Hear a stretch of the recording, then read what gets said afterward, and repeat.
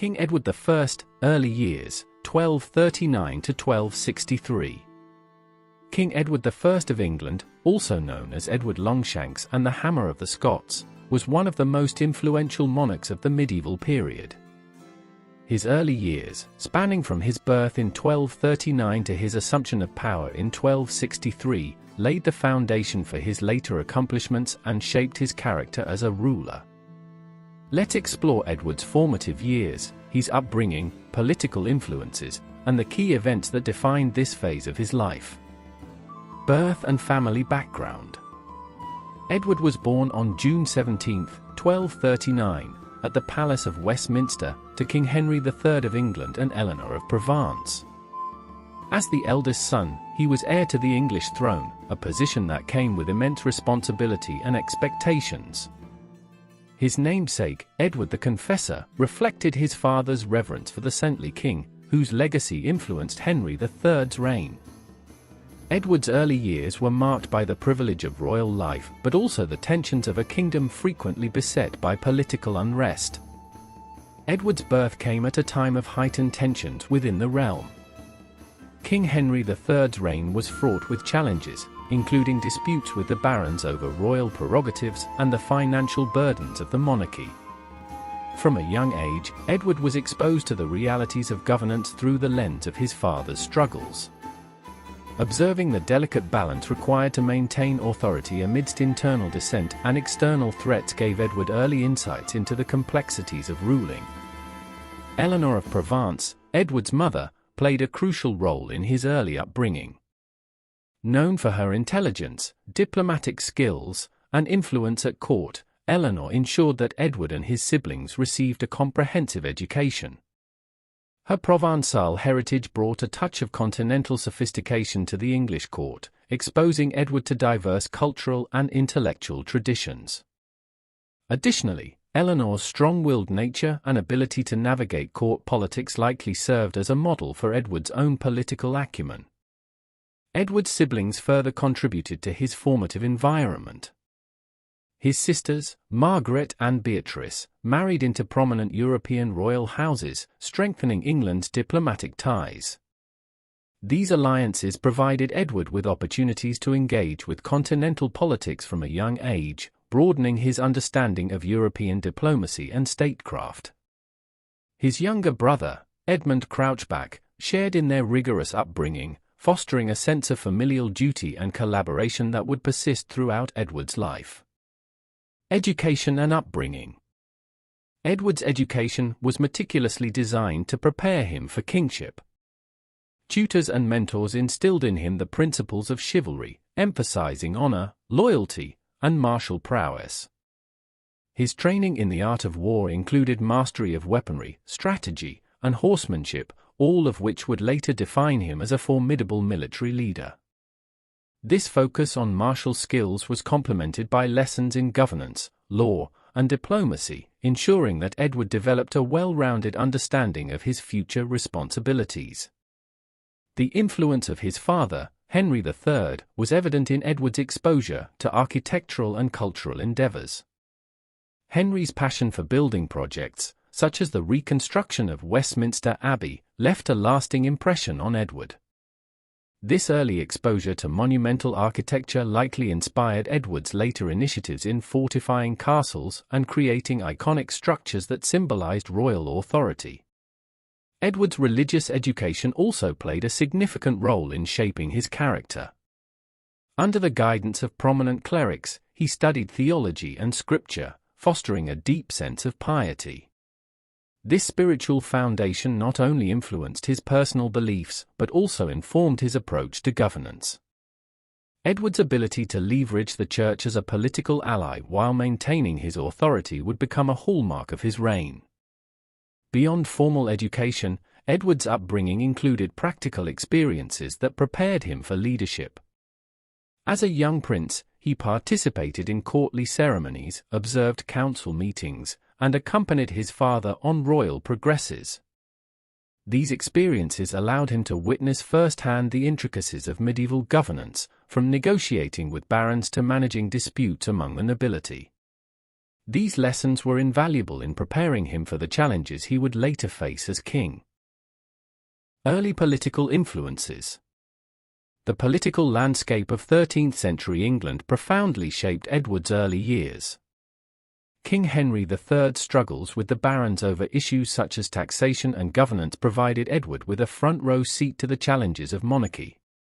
The provisions of Oxford, 1258, marked a turning point, as the barons demanded reforms to curtail royal authority and establish a council to oversee the king's decisions. Edward's role during this period was complex, as he navigated the tensions between supporting his father and engaging with reformist ideals. One of the most significant figures in Edward's political development was Simon de Montfort, Earl of Leicester. Initially a close ally of King Henry III, de Montfort later emerged as a leader of the baronial opposition. Edward's interactions with de Montfort were pivotal, exposing him to the dynamics of power struggles and the importance of balancing authority with the demands of the nobility. Although Edward's loyalties initially wavered, his eventual confrontation with de Montfort during the Barons' War solidified his resolve to uphold royal authority. Edward's travels across England and Europe further enriched his political education. These journeys exposed him to diverse governance systems and legal traditions, deepening his understanding of statecraft. His interactions with foreign courts, particularly in France and Castile, provided valuable insights into diplomacy and the complexities of international alliances. This exposure to a broader political landscape would later inform Edward's strategies as a ruler. Marriage to Eleanor of Castile. Edward's marriage to Eleanor of Castile in 1254 was both a political alliance and a personal partnership. The union strengthened ties between England and Castile, creating a strategic alliance that bolstered Edward's position on the European stage. The marriage also brought Edward into contact with the sophisticated culture of the Iberian Peninsula, influencing his tastes and broadening his perspective. Eleanor's role in Edward's life extended beyond that of a political consort. She was a trusted advisor and confidant, offering counsel on matters of governance and diplomacy. Their partnership was marked by mutual respect and affection, as evidenced by their correspondence and the many tributes Edward paid to her throughout their marriage. Eleanor's influence on Edward was profound, shaping his approach to leadership and reinforcing his commitment to family and duty. The marriage also had a lasting impact on Edward's cultural and architectural endeavors. Eleanor's Castilian heritage introduced him to new artistic and architectural styles, which he later incorporated into his own projects. The Eleanor crosses, erected by Edward in her memory after her death, stand as a testament to their enduring bond and his devotion to her legacy. Their marriage was a cornerstone of Edward's personal and political life, providing stability and strength during turbulent times. Military experience and the Barons' War. Edward's early military experiences were critical in shaping his leadership style and establishing his reputation as a warrior king. The Barons' War, 1264 to 1267, was a defining conflict in Edward's life, pitting royalist forces against the barons led by Simon de Montfort.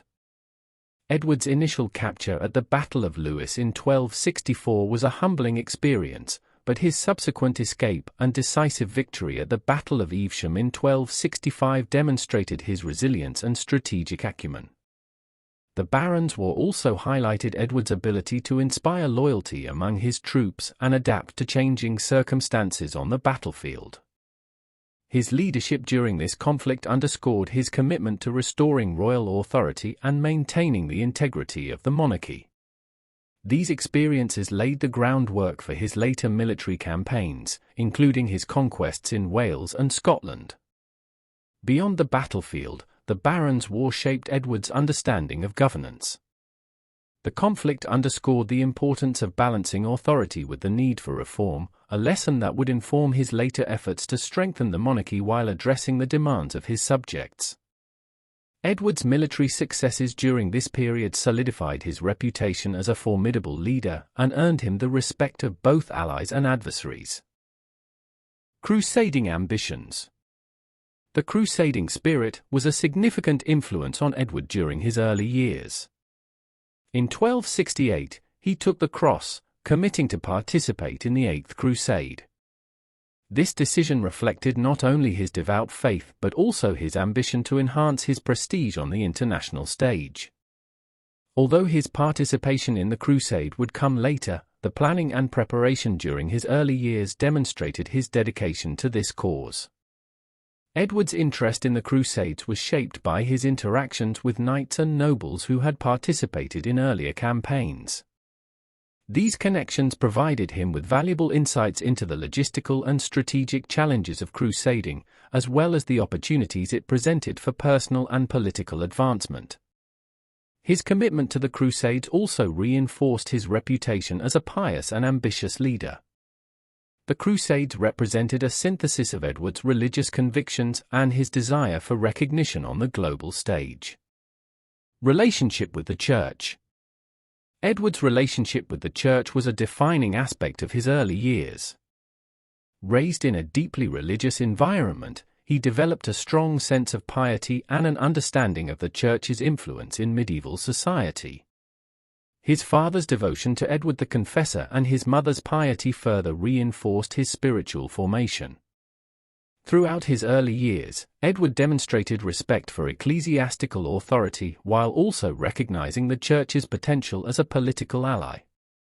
This pragmatic approach would later characterize his dealings with the clergy, as he sought to balance the interests of the Church with the needs of the monarchy.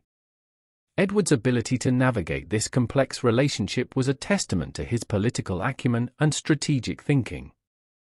His religious education and early experiences with the Church helped shape his policies and interactions with religious institutions throughout his reign. The early years of King Edward I, from 1239 to 1263, were marked by significant personal and political developments. His education, marriage, military experiences, and exposure to the challenges of governance laid the groundwork for his future reign. These formative years shaped Edward into a complex and dynamic leader, whose legacy would be defined by his ambition, pragmatism, and enduring influence on the English monarchy. Edward's early years were not merely a prelude to his reign, but a critical period that forged the qualities that would define him as a king. His experiences as a prince navigating the turbulent political landscape of 13th-century England provided him with the skills and resilience needed to lead his kingdom through the challenges of his time. These formative years remain a testament to the enduring impact of early influences on the trajectory of a ruler's life. Thanks for listening. Like, comment, and subscribe to Medieval Chronicles 1066 for more journeys back to the Middle Ages. Stay curious.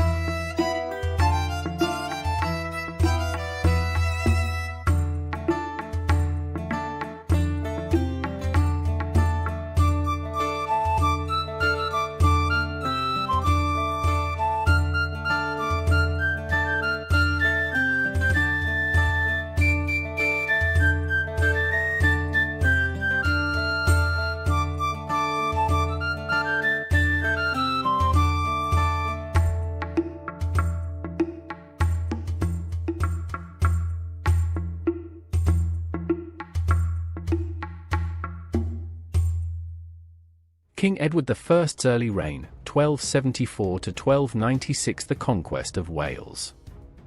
Llewellyn ap Gruffydd emerged from the Barons' War as the dominant leader in Wales, strengthening his control over vast territories and solidifying his rule as Prince of Wales. His authority was officially acknowledged in the Treaty of Montgomery in 1267, which granted him control over lands he had seized in the Forcantrefs of Perfedwlad. However, this diplomatic success did little to ease tensions with the powerful Marcher lords, including the Earl of Gloucester, Roger Mortimer, and Humphrey de Bohun, 3rd Earl of Hereford. These influential figures saw Llewellyn's growing power as a direct threat to their own territorial interests, leading to ongoing skirmishes and disputes. This hostility was further exacerbated by centuries of Anglo-Welsh conflicts, making long-term peace unattainable. Llewellyn's increasing assertion of independence, combined with his efforts to consolidate Welsh rule, positioned him as a formidable adversary to English expansionist ambitions. Edward I's motivations for the Welsh campaign. Edward I was a determined and ambitious monarch who sought to consolidate his rule over Britain. His campaign in Wales was part of a broader strategy to strengthen the English monarchy by securing its borders and eliminating threats. He viewed Llewellyn's refusal to do homage as an act of defiance and a challenge to royal authority. Additionally, Edward sought to secure vital trade routes and ensure the stability of his realm by bringing Wales under direct English control. His military background, including participation in the Ninth Crusade, had shaped his tactical approach and his belief in absolute rule, which played a crucial role in his decision to launch the Welsh campaign. Furthermore, Edward sought to establish a precedent for dealing with semi-independent territories, setting the stage for his later campaigns in Scotland and Ireland. The economic and political significance of Wales. Wales was not only a military target but also an economically valuable territory. Rich in natural resources, particularly timber and minerals, Wales had the potential to strengthen the English economy. Control over Welsh ports would allow England greater influence over trade routes in the Irish Sea, further integrating Wales into the English economic system. Additionally, the control of Wales allowed Edward to implement his feudal policies more effectively, ensuring loyalty through land grants and military service. Internal struggles and English provocation. Despite his outward strength, Llewellyn's leadership faced internal instability. In 1274, his own brother, Dafydd, alongside the influential Welsh Lord Gruffydd ap Gwenwyn of Powys, attempted to assassinate him. When their plot failed, they sought refuge in England, gaining protection from King Edward I. Llewellyn regarded this as an outright betrayal, further exacerbated when Edward provided sanctuary and support to his enemies. When Edward demanded Llewellyn's formal homage, the Welsh prince refused, citing Edward's harbouring of his adversaries as just cause. This diplomatic standoff escalated when Llewellyn sought to marry Eleanor de Montfort, the daughter of Simon de Montfort the Elder, a former rebel against the English monarchy. Edward viewed this alliance as an act of defiance and a direct challenge to his authority, pushing tensions to a breaking point. The role of the Church in the conquest. The Church played a significant role in Edward's campaign against Wales. While some clergy attempted to mediate peace, others supported Edward's efforts to bring Wales under English control. The Archbishop of Canterbury, John Peckham, sought to negotiate a resolution between Llewellyn and Edward, but his efforts failed. Edward also used the Church as a tool of assimilation, ensuring that English bishops replaced Welsh religious leaders and that ecclesiastical structures were aligned with English governance. Monasteries became centres of English influence, and the Church was used as a means to suppress Welsh cultural identity and reinforce English authority. Additionally, the construction of new churches and the reorganisation of dioceses were instrumental in extending English control into all aspects of Welsh life. Edward's first campaign, 1276 to 1277. By November 1276, negotiations had failed, and Edward declared war on Llewellyn.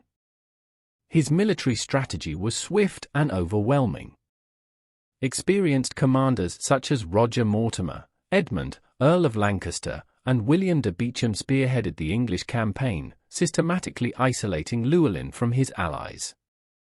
By July 1277, Edward had assembled a force of 15,500 troops, including 9,000 Welsh soldiers loyal to the English crown. Despite the size of the force, Llewellyn was unable to muster sufficient resistance, and large-scale battles were avoided. With dwindling support and a vastly superior English army at his doorstep, Llewellyn was forced to surrender. The Treaty of Aberconwy, signed in November 1277, drastically curtailed his power, reducing his control to Gwynedd, although he was permitted to retain his title of Prince of Wales.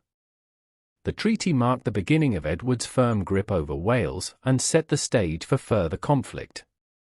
The Welsh Revolt, 1282 to 1283.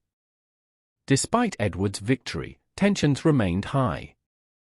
By 1282, open rebellion erupted again, this time as a wider movement among the Welsh people. This conflict was not merely a territorial dispute, it was a battle for Welsh sovereignty, national identity, and the preservation of traditional laws. The uprising was sparked by Dafydd, who, despite previously aligning with Edward, became disillusioned with the limited rewards he had received.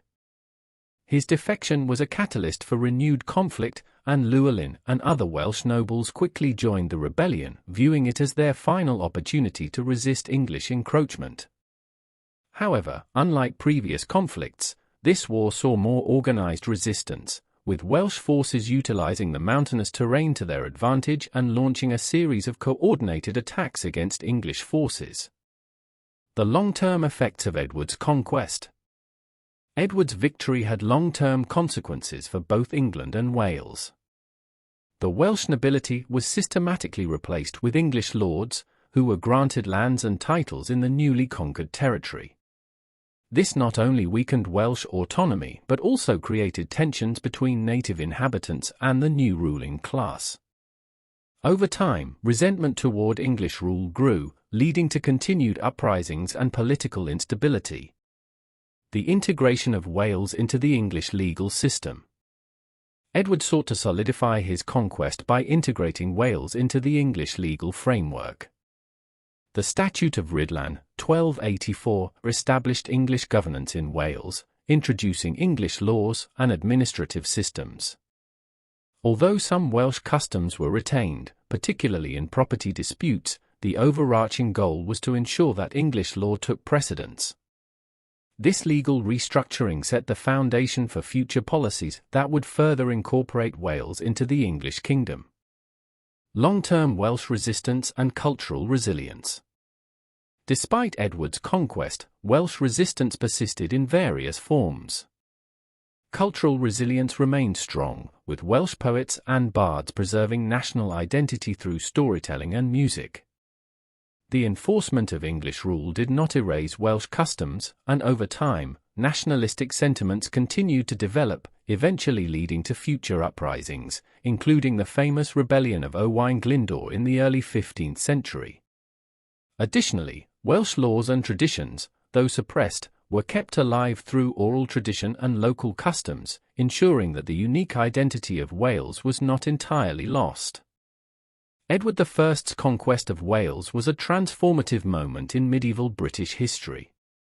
Although he achieved military success, his policies left a lasting legacy of bitterness and unrest. His strict governance and colonization efforts ensured English control, yet they also fueled continued Welsh resistance and the preservation of a distinct Welsh identity. The repercussions of his conquest shaped Welsh-English relations for centuries, leaving an enduring impact on the cultural and political landscape of Britain.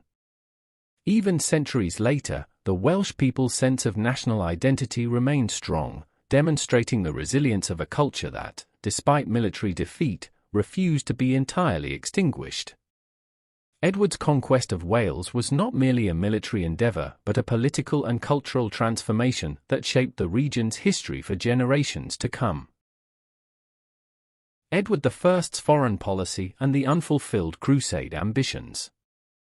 The crusading vow and its influence on European politics.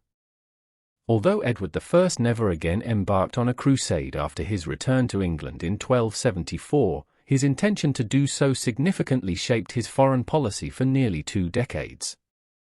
In 1287, he took a solemn vow to lead another crusade, a commitment that guided his diplomatic and military strategies. His vision of a renewed European-wide crusade depended on stability among the great powers of the continent, as internal conflicts between European sovereigns would divert resources and attention away from the Holy Land. Edward sought to act as a mediator in European affairs, positioning himself as a leader in Christendom who could unify factions and direct their efforts towards reclaiming the Holy Land.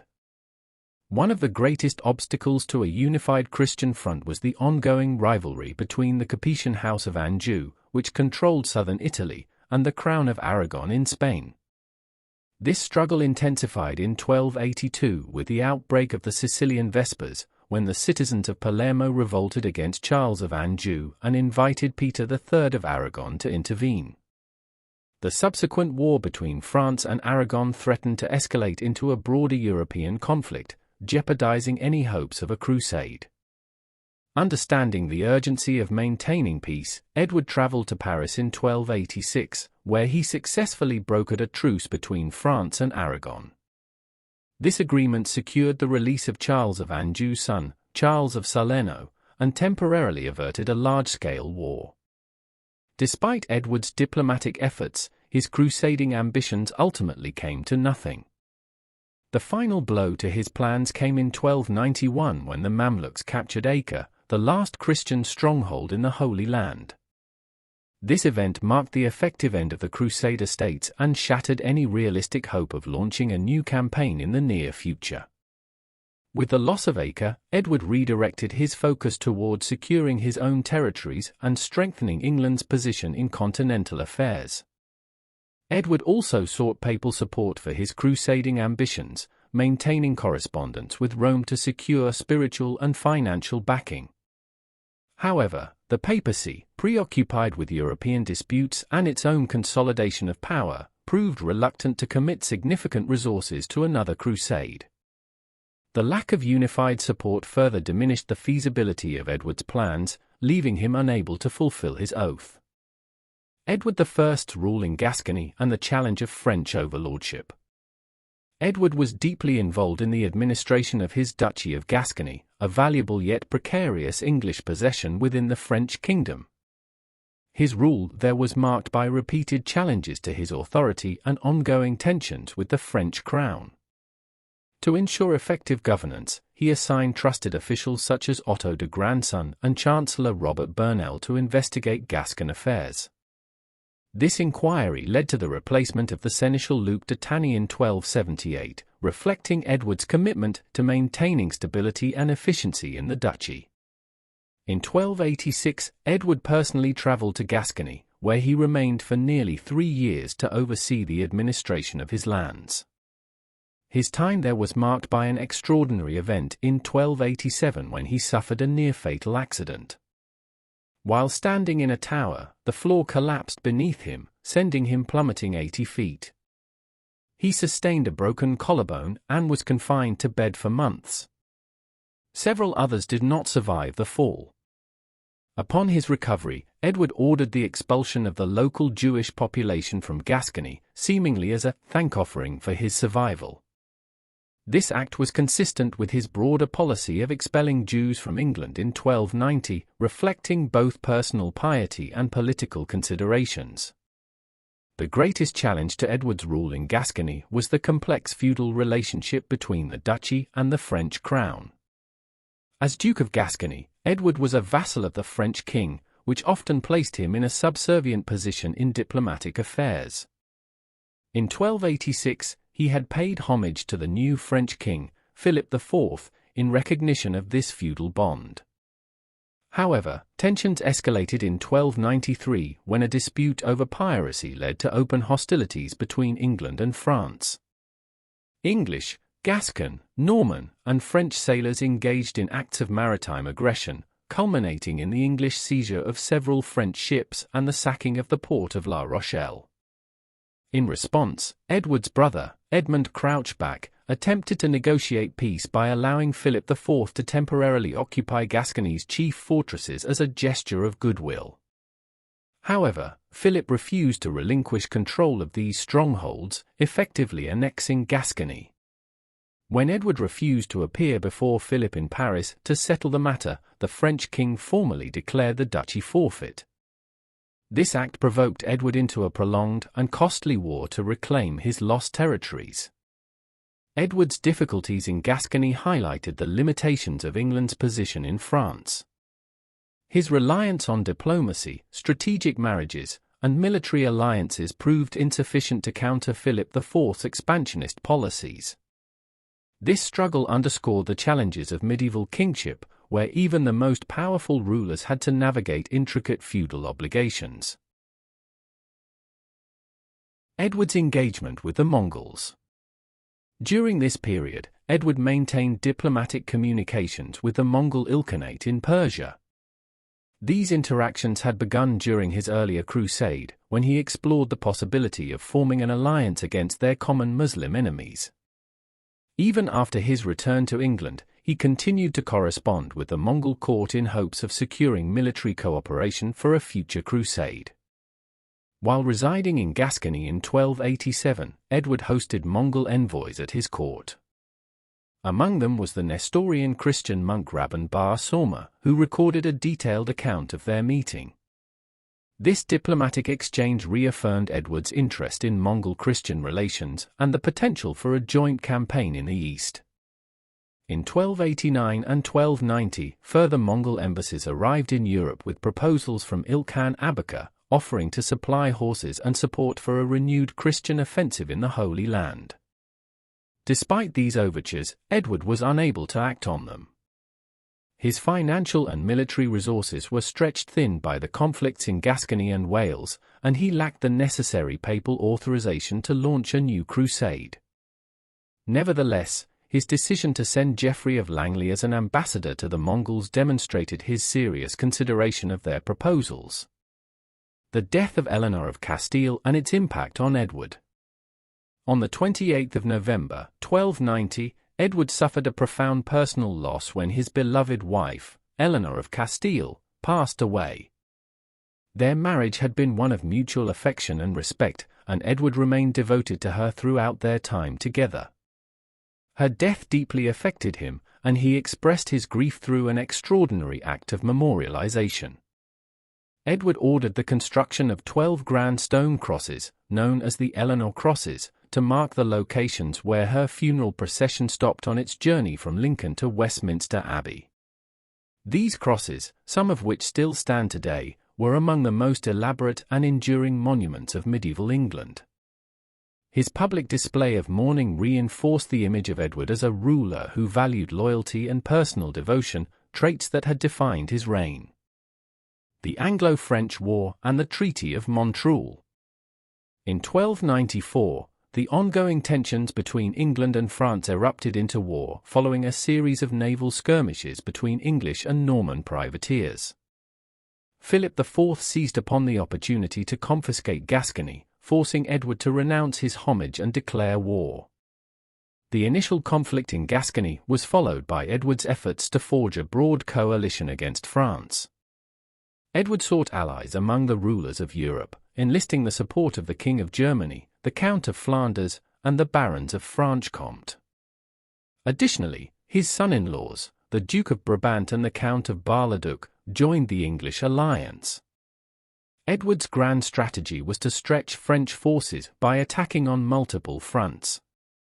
His allies inflicted significant damage in Champagne, Burgundy, and other regions, disrupting Philip IV's ability to consolidate power. Edward I's later foreign policy was marked by his ambitions for another crusade, his struggles over Gascony, and his complex diplomatic engagements across Europe and beyond. His efforts ultimately shaped the balance of power on the continent. His military campaigns, diplomatic maneuvering, and ability to maintain alliances underscored his role as one of England's most influential monarchs. Though his crusading dreams never materialized, his legacy of political strategy and territorial ambition endured for generations. Great cause. By the 1280s, the relationship between England and Scotland was largely one of peaceful coexistence. Unlike in Wales, where the issue of homage was a source of contention, Scotland's position regarding homage to the English crown did not create as much controversy. In 1278, King Alexander III of Scotland formally paid homage to King Edward I of England. However, the nature of this homage was specific. Alexander acknowledged Edward only for the lands he held in England, rather than recognizing Edward as his feudal overlord for Scotland itself. This distinction kept relations relatively stable, as it allowed Scotland to maintain its independence while still acknowledging the superior power of England in a limited capacity. Background on Anglo-Scottish relations prior to the 1280s. The relationship between England and Scotland had historically been shaped by periods of both conflict and alliance. Earlier in the Middle Ages, the two nations had clashed over territorial disputes, but also engaged in intermarriages among their royal families to maintain diplomacy. The Treaty of Falaise in 1174 had placed Scotland under English overlordship after King William I of Scotland was captured at the Battle of Alnwick. However, the treaty was nullified in 1189 when Richard the Lionheart sold Scottish independence back to William to fund his crusades. This historical precedent of fluctuating power dynamics influenced later interactions between the two realms. Scotland's position as an independent kingdom was often tested by its more powerful southern neighbour. Although territorial disputes were common, trade between the two nations flourished, and cultural exchanges were frequent. The Scottish nobility often had ties to English landowners through marriage, and there were periods of mutual cooperation. However, the idea of English overlordship remained a sensitive issue, with Scottish kings maintaining their independence while acknowledging the influence of England in certain affairs. Political and economic landscape of Scotland in the late 13th century. During the late 13th century, Scotland was a prosperous kingdom with a strong feudal system. The nobility held extensive landholdings, and the economy was bolstered by trade with European countries such as France, Norway, and the Low Countries. Scottish towns like Berwick-upon-Tweed thrived as commercial centres, with merchants trading goods such as wool, hides, and fish. Scotland's economy was largely agrarian, with rural communities engaged in farming and livestock rearing. The nation's wealth allowed it to maintain a formidable military force, which consisted of both knights and common foot soldiers.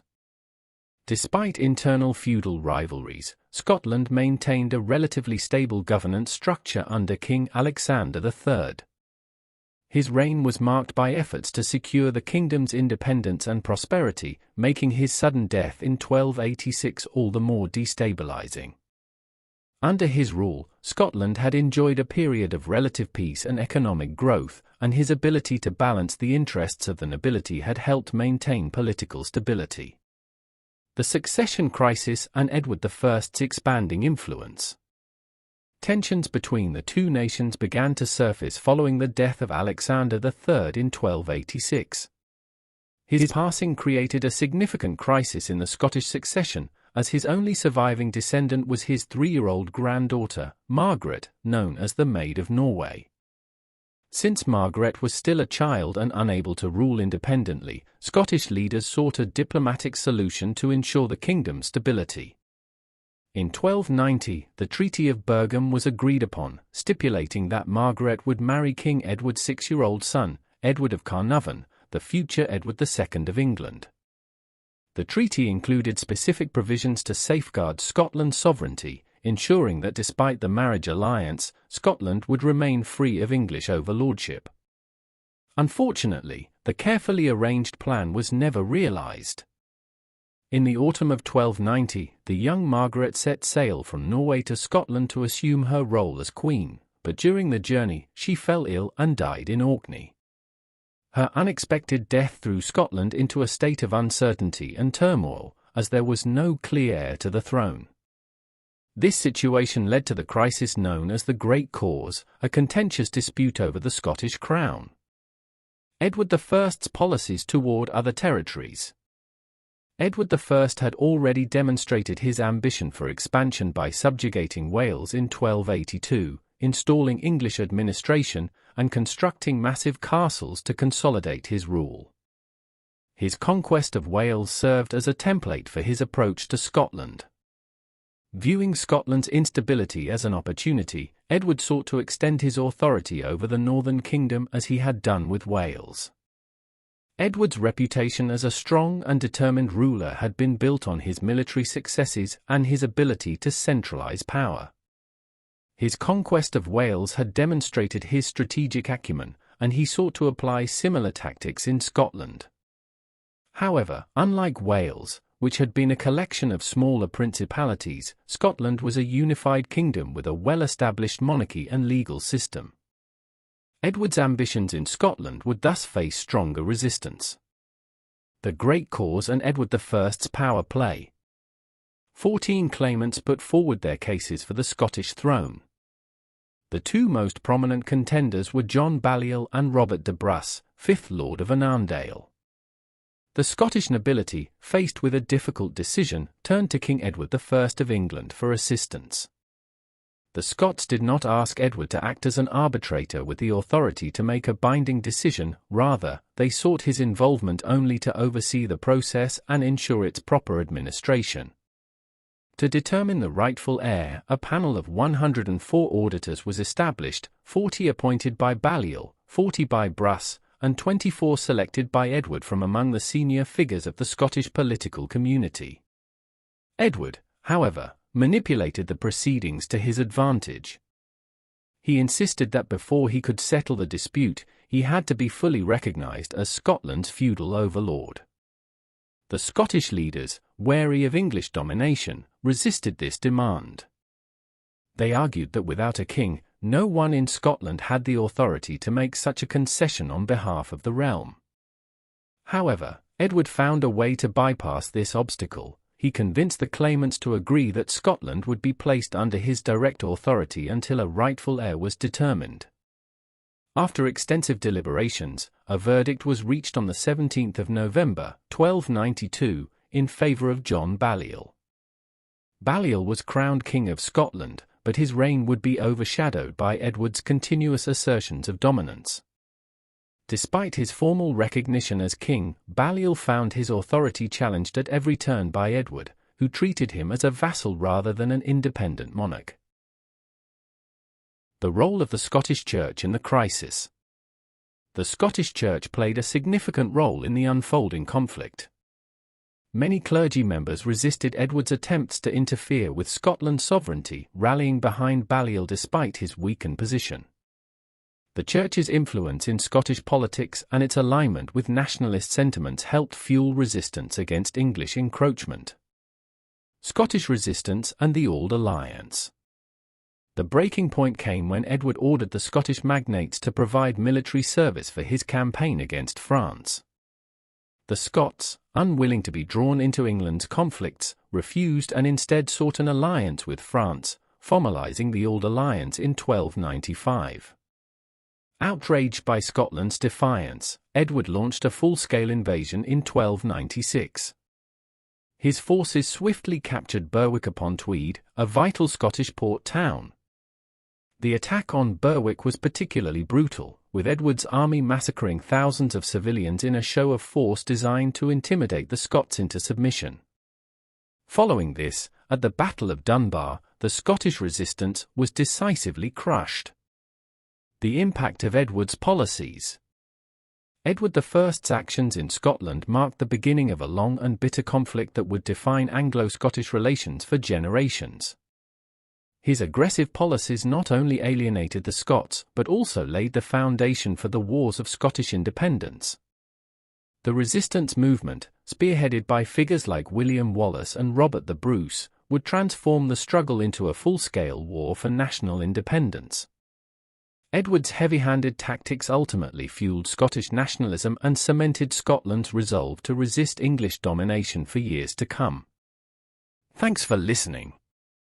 Like, comment, and subscribe to Medieval Chronicles 1066 for more journeys back to the Middle Ages. Stay curious.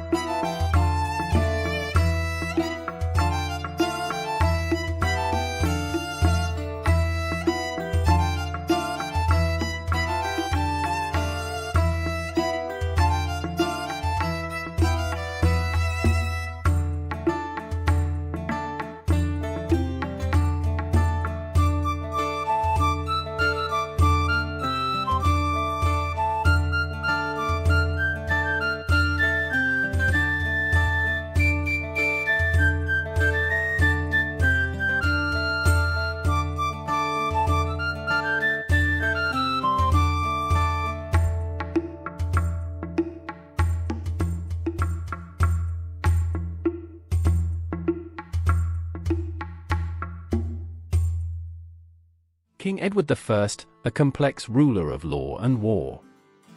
The temperament of a monarch. King Edward I of England, often referred to as Edward Longshanks, was known for his formidable personality and commanding presence. Historical records and anecdotes illustrate a ruler who was both feared and respected, his temperament veering between moments of extreme fury and instances of paternal gentleness. His reputation for a fierce and sometimes unpredictable temper is well documented.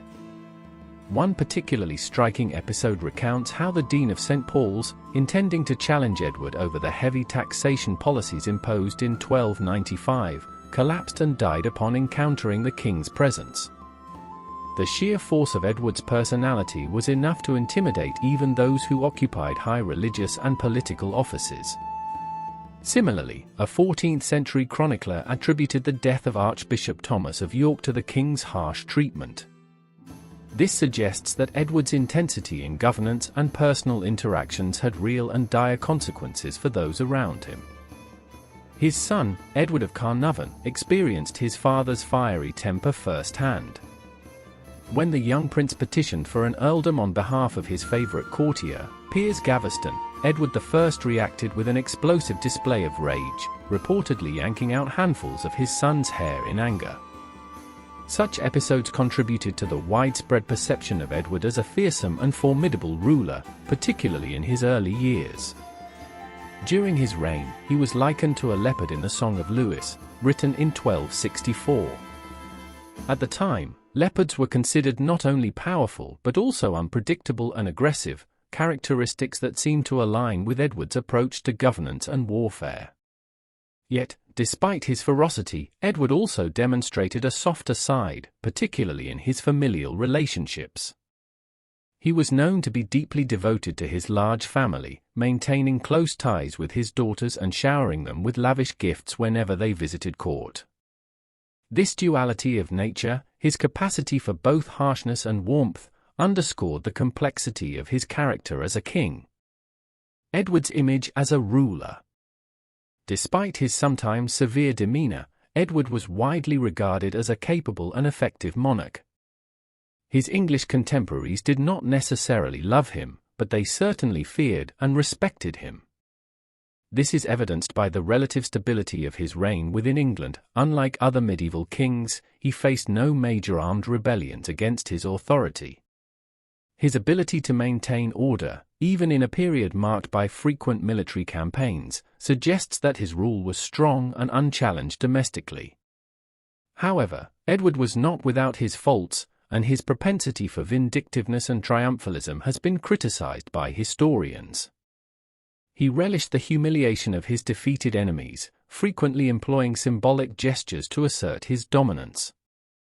For example, after the Conquest of Wales in 1283, Edward confiscated sacred relics, including fragments of the Holy Cross. Similarly, following his victories in Scotland in 1296, he seized the Stone of Scone, an object of great national significance to the Scots, as well as their royal regalia. Such acts were designed not only to consolidate his rule but also to send a clear message of subjugation to those he had conquered. Edward's dealings with Wales and Scotland have led some historians to question his integrity and trustworthiness.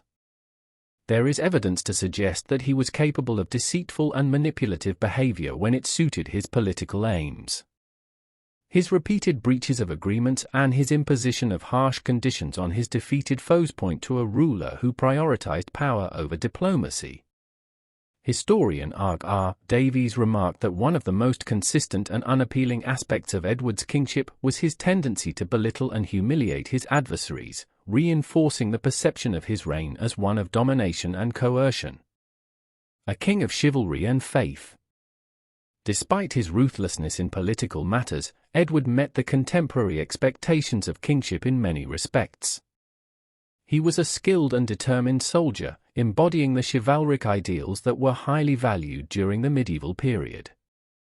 His military campaigns, while often brutal, were conducted with a clear sense of strategy and purpose.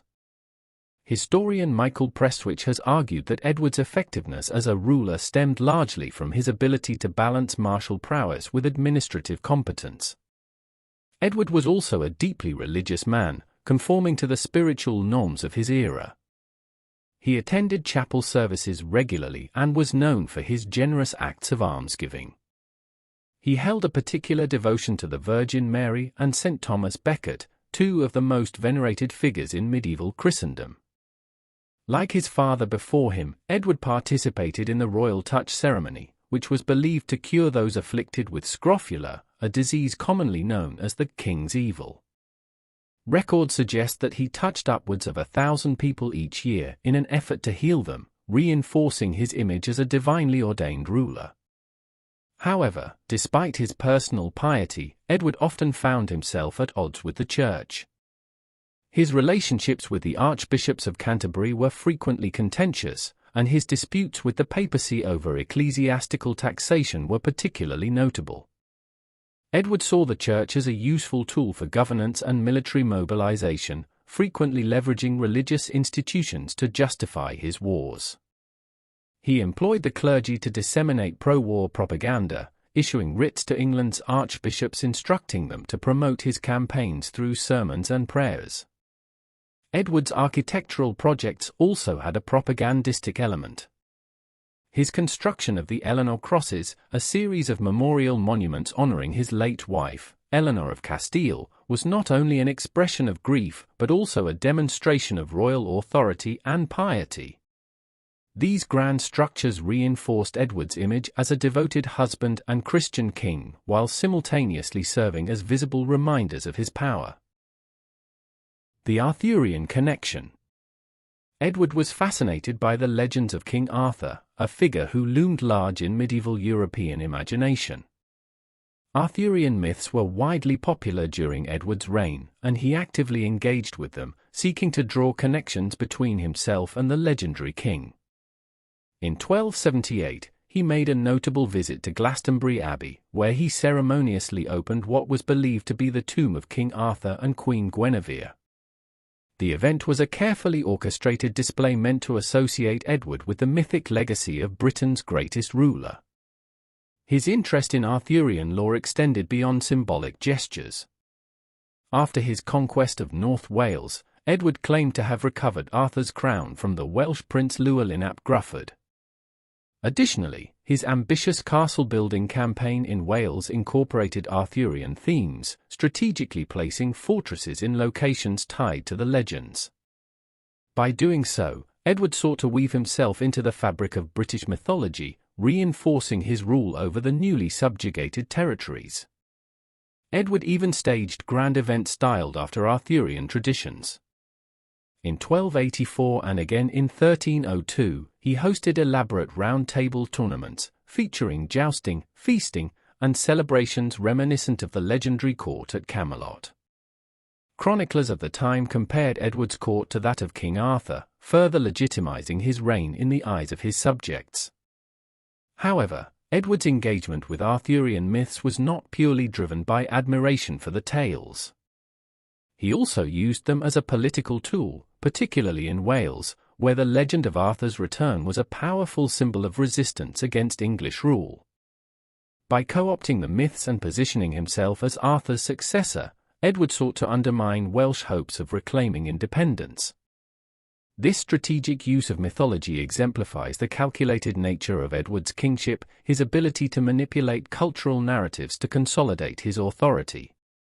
King Edward I was a monarch of great complexity, fierce yet familial, ruthless yet chivalric, deeply pious yet politically pragmatic.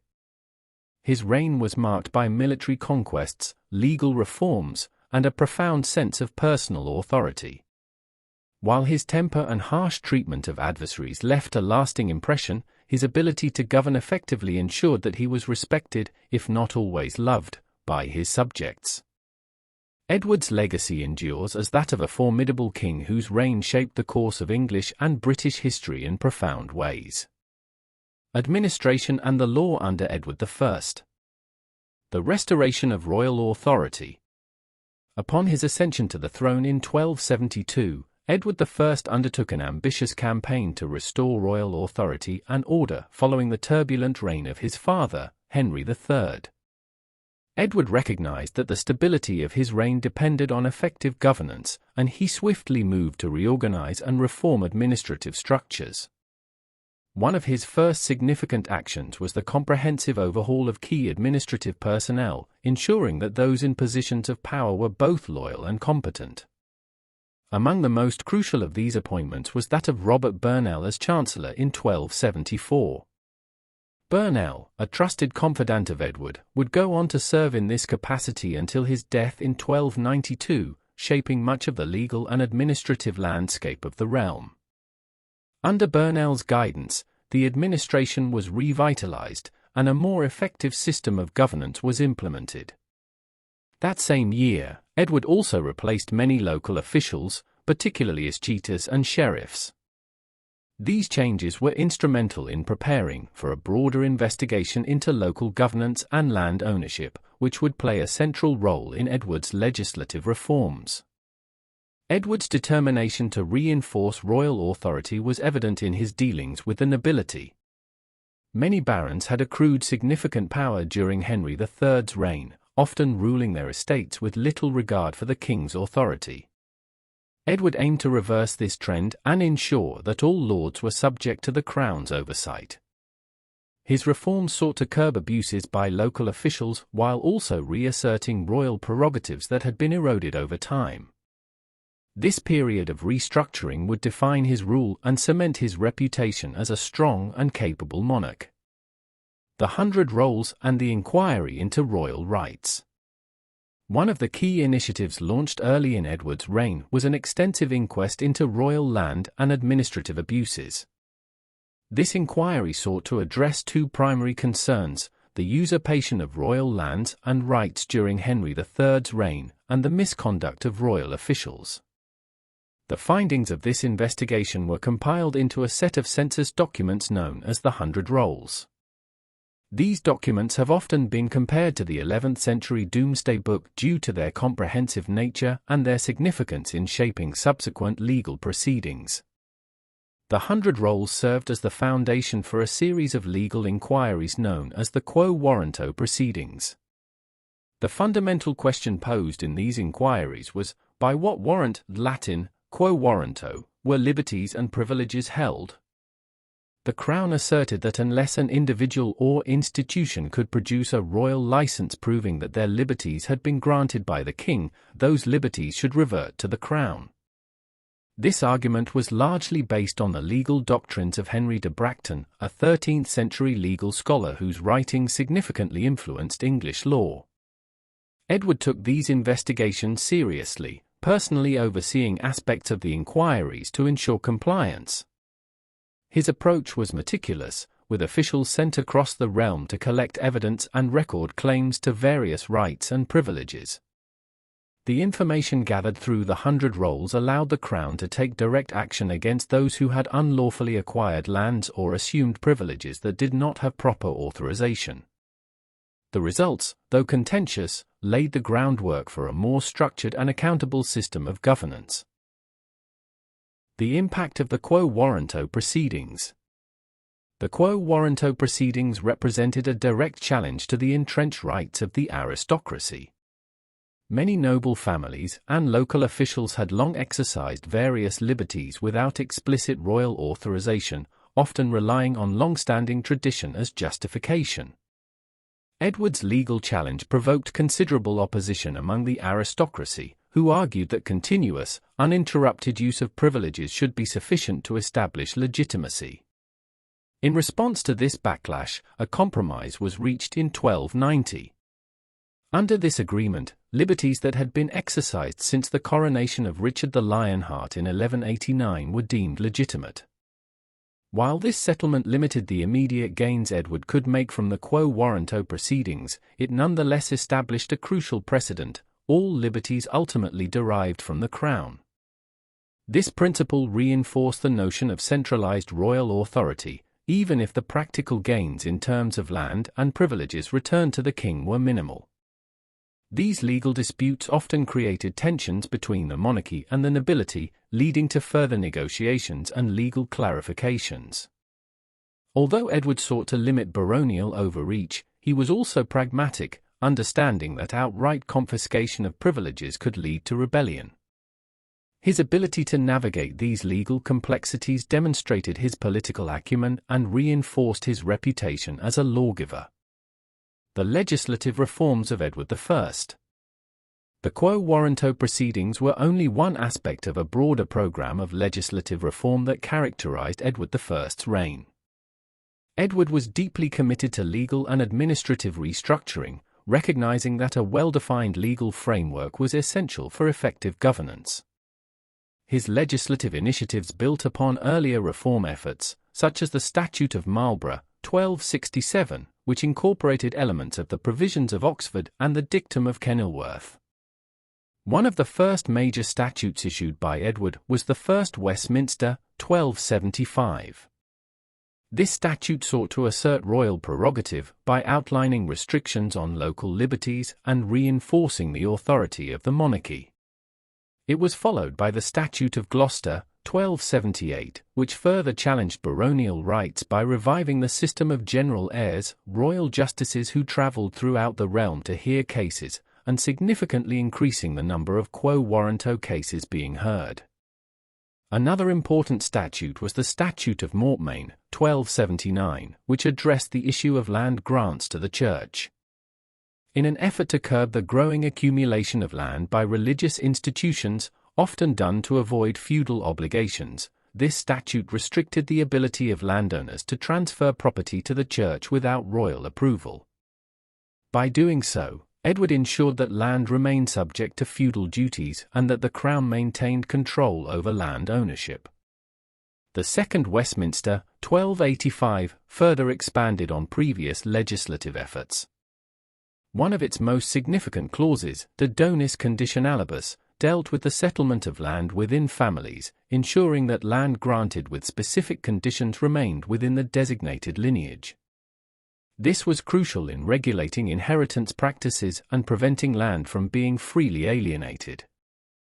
Edward also sought to strengthen economic regulation through legislation such as the Statute of Merchants, 1285, which provided clear rules for the recovery of debts. This statute was instrumental in fostering commercial stability by ensuring that merchants had legal recourse in cases of unpaid debts. Additionally, Edward implemented the Statute of Winchester, 1285, which aimed to enhance law enforcement and local security. This statute reinforced the system of local policing, requiring communities to take collective responsibility for maintaining order and apprehending criminals. It also mandated regular mustering of able-bodied men to ensure they were prepared to respond to breaches of the peace. In 1290, Edward issued two critical statutes, Quo Warranto and Quia Emptors. While Quo Warranto focused on clarifying the legitimacy of liberties, Quia Emptors addressed disputes over land ownership. This statute sought to prevent the problematic practice of subinfeudation, in which landowners granted portions of their land to tenants who, in turn, granted it to others, leading to confusion over feudal obligations. By stipulating that all land sales had to be direct transfers, Quia Emptors simplified land tenure and reinforced feudal hierarchies. The end of the legislative era. The period of extensive legislative reform largely concluded with the death of Robert Burnell in 1292. Burnell had been a key figure in Edward's administration, playing a crucial role in drafting and implementing the statutes that defined this era. Without his guidance, the pace of legal innovation slowed, and Edward's focus increasingly shifted toward military campaigns and foreign policy. Nevertheless, the legal and administrative reforms enacted during Edward's reign had a lasting impact on English governance. His efforts to assert royal authority, standardize legal practices, and regulate land ownership laid the foundation for a more centralized and structured monarchy. Although he faced resistance from the nobility, Edward successfully reinforced the principle that all authority ultimately derived from the crown, a notion that would shape the development of English constitutional law in the centuries to come. Finances and Parliament under Edward I. Edward I's reign, 1272 to 1307, marked a significant period of financial and parliamentary reform, particularly in regard to the coinage system, taxation policies, and the evolution of parliamentary representation. These reforms were driven by the need to finance Edward's extensive military campaigns and the broader goal of centralizing and strengthening royal authority. The period saw an overhaul of the English monetary system, improvements in fiscal management, and the establishment of a parliamentary model that would influence future governance. Furthermore, these changes helped to stabilize the economy, maintain social order, and create a stronger foundation for future monarchs to govern effectively.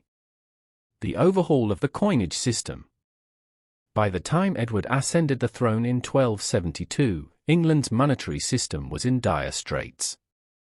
The coinage in circulation was of poor quality, a problem that severely impacted trade and economic stability. Counterfeiting and coin clipping had also become rampant, leading to significant economic losses. In 1279, Edward initiated a sweeping reform of the coinage system, which involved the introduction of new coins of superior quality. These included the continued production of pennies, halfpennies, and farthings, as well as the introduction of a new denomination known as the groat. However, the groat failed to gain widespread acceptance, and its circulation remained limited. One of the major innovations during Edward's monetary reform was the improvement of the coin-making process. Traditionally, coins were stamped out from sheets of metal, but under Edward's reign, a more efficient method was introduced by the moneyer William Turner Meyer. His method involved cutting blank coins directly from a silver rod before stamping them, which not only increased efficiency but also helped in maintaining uniformity in coin production. This method reduced wastage and ensured that coins had a consistent weight and value. Furthermore, Edward's reign saw significant changes in the administration of England's mints. Previously, coins bore the name of the money responsible for their production. However, Edward centralized the minting process under the Crown's authority, eliminating the need for individual moneyers' names on coins. This shift ensured greater control over the coinage and reduced instances of fraudulent minting. The king also implemented stricter oversight measures, appointing officials to inspect and regulate minting operations, thereby reducing corruption and mismanagement. Despite these improvements, counterfeiting remained a significant problem, particularly on the European continent. English coins were frequently counterfeited in regions such as the Low Countries, where their high silver content made them valuable. In response, Edward imposed a ban in 1283 to prevent the exportation of English coinage, though records indicate that these restrictions were often circumvented. The illegal trade of English currency abroad created ongoing challenges for the Crown, forcing Edward to take further legislative measures to punish offenders and restrict unauthorized minting. A critical measure taken by Edward to stabilize the currency was his decision in August 1280 to withdraw the old long cross coinage from circulation.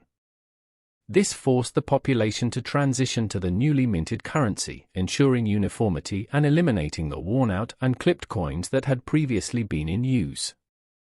The success of these monetary reforms provided England with a more stable currency, facilitating trade and economic growth during Edward's reign. Merchants, both domestic and international, benefited from a more reliable monetary system, fostering economic expansion and strengthening England's position in European trade networks. Thanks for listening. Like, comment, and subscribe to Medieval Chronicles 1066 for more journeys back to the Middle Ages. Stay curious.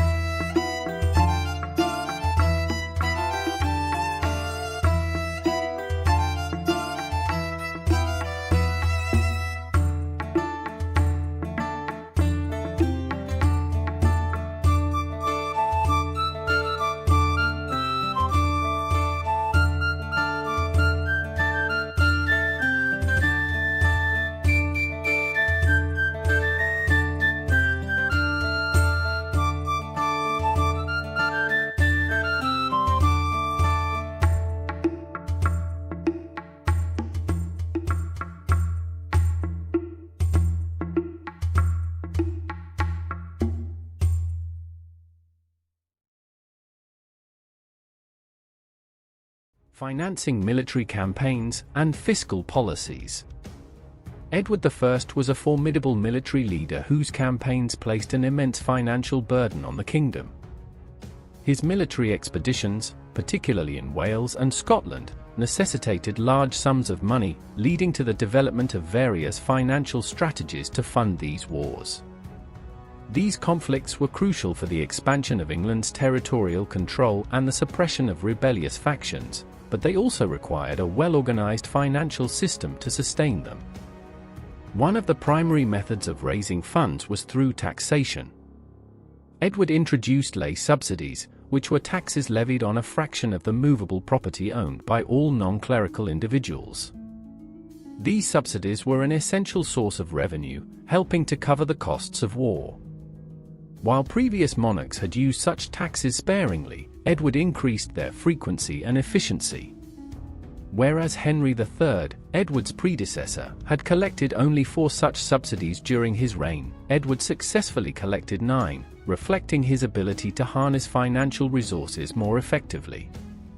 His ability to secure financial backing from his subjects demonstrated his political acumen and his understanding of the necessity of sustainable revenue streams for long-term military success. In addition to taxation, Edward secured revenue through customs duties. Wool was England's most valuable export, and in 1275, Edward negotiated an agreement with domestic merchants that imposed a permanent duty on wool exports. This duty provided a consistent and significant revenue stream for the crown. In 1303, he reached a similar agreement with foreign merchants, granting them specific rights and privileges in exchange for financial contributions. These agreements reinforced England's dominance in the wool trade, strengthening its economy and ensuring continued revenue flow to support military and administrative expenses. To further bolster his finances, Edward relied on Italian banking houses, particularly the Riccardi of Lucca. The Riccardi acted as moneylenders to the crown, managing the revenues from customs duties and providing loans to fund military campaigns. Their financial support was instrumental in sustaining Edward's wars in Wales. However, this relationship came to an abrupt end when war broke out between England and France. The French king confiscated the Riccardi's assets, leading to their bankruptcy and forcing Edward to seek alternative financiers. He subsequently turned to another prominent banking family, the Frescobaldi of Florence, who assumed the role of royal moneylenders and continued to support the crown's fiscal needs. The reliance on foreign bankers highlights the complexity of medieval finance and the necessity of international financial networks in supporting a powerful monarchy. Beyond seeking financial support externally, Edward also took steps to secure financial independence for his wife, Queen Eleanor. By allowing Eleanor to build her own income sources, Edward reduced the financial strain on the royal treasury and ensured that the Queen had an independent financial standing. Eleanor's estates and revenues contributed to the crown's wealth and provided her with the means to support charitable and administrative endeavours independently. The development of Parliament. Edward I is often credited with shaping the English parliamentary system in a way that would have lasting implications for governance. Throughout his reign, he convened Parliament regularly, utilizing it as a tool to legitimize taxation and implement policy decisions. By fostering a more inclusive and structured parliamentary system, Edward reinforced the legitimacy of royal decisions and facilitated broader political participation. One of the most significant developments occurred in 1295 when Edward summoned what would later be known as the Model Parliament. This assembly marked a turning point in parliamentary representation. Previously, the participation of commoners in Parliament had been sporadic and largely symbolic, with their role limited to assenting to decisions made by the nobility. However, in the 1295 Parliament, Edward included representatives from both the counties and boroughs. Specifically, 2 knights from each county and 2 representatives from each borough were summoned to attend. What distinguished the 1295 Parliament from its predecessors was the authority granted to these representatives. Rather than merely attending to listen and approve decisions, they were summoned with full authority, plena potestas, to represent their respective communities. This meant that their assent to decisions carried the weight of their entire constituency, marking a shift towards a more representative form of governance. This shift laid the groundwork for the emergence of a structured parliamentary system that would continue to evolve in the following centuries. The significance of this development lay in its impact on taxation. By involving a broader spectrum of society in the decision-making process, Edward was able to secure widespread consent for lay subsidies. This legitimized his ability to levy taxes, ensuring that financial contributions were not seen as arbitrary impositions by the Crown but rather as collective decisions made in Parliament. The model parliament was a crucial step toward institutionalizing parliamentary governance and the eventual development of a constitutional monarchy. Edward I's reign was marked by significant financial and parliamentary developments that had lasting consequences for England. His overhaul of the coinage system ensured a more stable and reliable currency, facilitating trade and economic stability.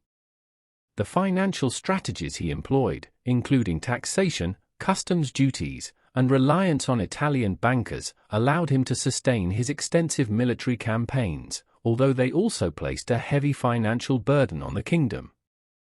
Edward's reforms in Parliament laid the groundwork for a more representative system of governance, influencing the future structure of English politics and reinforcing the role of Parliament in decision-making. Parliament and the expulsion of the Jews. Edward I's policy towards the English Jewish community played a central role in shaping his financial dealings with Parliament until 1290. Unlike Christians, Jews were legally permitted to charge interest on loans, a practice known as usury. This distinction placed them in a unique economic position but also exposed them to hostility, particularly from the Christian Church, which grew increasingly intolerant of both Judaism and the practice of moneylending. Edward, like previous English monarchs, regarded Jews as his personal property, meaning he could tax them at will and utilize their financial services for his benefit. This legal status made them a primary target for royal taxation and manipulation, which contributed to their eventual expulsion. One of the major reasons for their persecution was the growing resentment over the transfer of wealth facilitated by Jewish moneylending. Many landowners borrowed money from Jewish lenders, and as a result, when they were unable to repay their debts, Jewish creditors could seize their land. To counter this, Edward's government heavily taxed the Jewish community, often forcing them to sell their debt bonds at significantly reduced prices. The Crown then acquired these debts, leading to vast transfers of land from indebted landowners to royal courtiers and even to Edward's own wife, Eleanor of Provence. This financial exploitation fostered widespread animosity towards both Jews and the Crown. In response to the mounting discontent in Parliament and among his subjects, Edward took legislative action against Jewish moneylending. In 1275, he issued the Statute of the Jury, which prohibited Jews from charging interest on loans. The statute aimed to compel them to adopt alternative professions, such as trade or agriculture, but these occupations were largely closed to them due to guild restrictions and societal prejudice. The statute effectively curtailed their main means of livelihood, further marginalizing the Jewish population. The economic straits in which the Jews found themselves only made them more vulnerable to further oppression by the Crown, which saw them as an increasingly expendable resource. By 1279, Edward intensified his efforts to undermine the Jewish presence in England under the guise of cracking down on illegal coin clipping, a practice whereby small amounts of precious metal were shaved off coins to be melted down and resold. While some Jews were indeed involved in this activity, it was also common among Christians, yet Edward used this as a pretext for widespread persecution. In that year, he ordered the arrest of all heads of Jewish households in England. The consequences were severe. Approximately 300 Jews, around 1/10 of the Jewish population in England, were executed. Others were forced to pay heavy fines to secure their release. The Crown seized property from those who were executed, raising at least £16,000 in the process. This crackdown signaled that Jews were increasingly being viewed not just as financial resources but as expendable scapegoats for economic and social unrest. Edward also attempted to pressure Jews into converting to Christianity. In 1280, he ordered that all Jews attend special sermons delivered by Dominican friars, with the hope that they would renounce their faith. However, these efforts met with little success. The Jewish community remained steadfast in their beliefs despite the pressures imposed upon them. As conversions were few and resistance remained strong, Edward's frustration with the Jewish population continued to grow, setting the stage for more drastic action against them. By this point, the financial utility of the Jewish population to the crown had been largely exhausted. They had been taxed and fined to such an extent that they were no longer a significant source of royal revenue.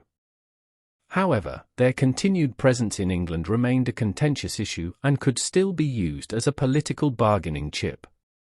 Edward recognized this and decided to use the fate of the Jewish community as a means to secure financial support from Parliament. As anti-Semitic sentiment grew among the populace, Edward found it politically expedient to expel the Jewish population altogether, presenting the measure as a moral and religious necessity rather than a financial maneuver. In 1290, Edward issued the Edict of Expulsion, formally expelling all Jews from England. The expulsion was framed as a moral and religious decision, with Edward claiming that it was done in honor of the crucified. However, the reality was that it was a political maneuver designed to secure a substantial financial grant from Parliament. In exchange for issuing the edict, Edward received a lay subsidy of £110,000, the largest amount granted in the medieval period. This substantial sum of money suggests that the expulsion was less about religious piety and more about political expediency and financial gain. Parliament saw the Jewish community as a disposable asset, and their removal became a means of consolidating control and wealth among the ruling elite. The expulsion itself was brutal and chaotic. Jewish families were given little time to arrange their affairs before being forced to leave the country. Many were dispossessed of their property and belongings, while others faced attacks during their departure. Some Jews perished in the October storms while crossing the Channel to France, and others fell victim to piracy. The crown seized Jewish property and redistributed it through a series of sales and grants, benefiting courtiers, royal officials, and members of the king's family.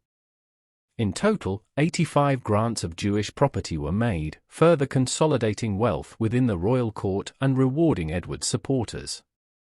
The crown's confiscation of Jewish assets not only eliminated Jewish economic influence in England but also further entrenched the wealth of the ruling class, ensuring continued loyalty from those who benefited from the redistribution. The expulsion of the Jews from England was unprecedented in its permanence. While there had been previous, temporary expulsions of Jewish communities in various parts of Europe, the English expulsion marked the first time such a measure was enforced on a national scale without later reversal. The Jews were not officially allowed to return to England until the 1650s, during the rule of Oliver Cromwell. This long-standing exclusion solidified anti-Semitic policies and further embedded Jewish persecution in English society. Edward's rhetoric surrounding the expulsion reinforced anti-Semitic tropes that had been propagated by the Church and segments of English society. He accused the Jewish community of treachery and criminality, further justifying their removal. In an especially symbolic act, Edward contributed to the renovation of the tomb of little St. Hugh, a child falsely claimed to have been ritually crucified by Jews.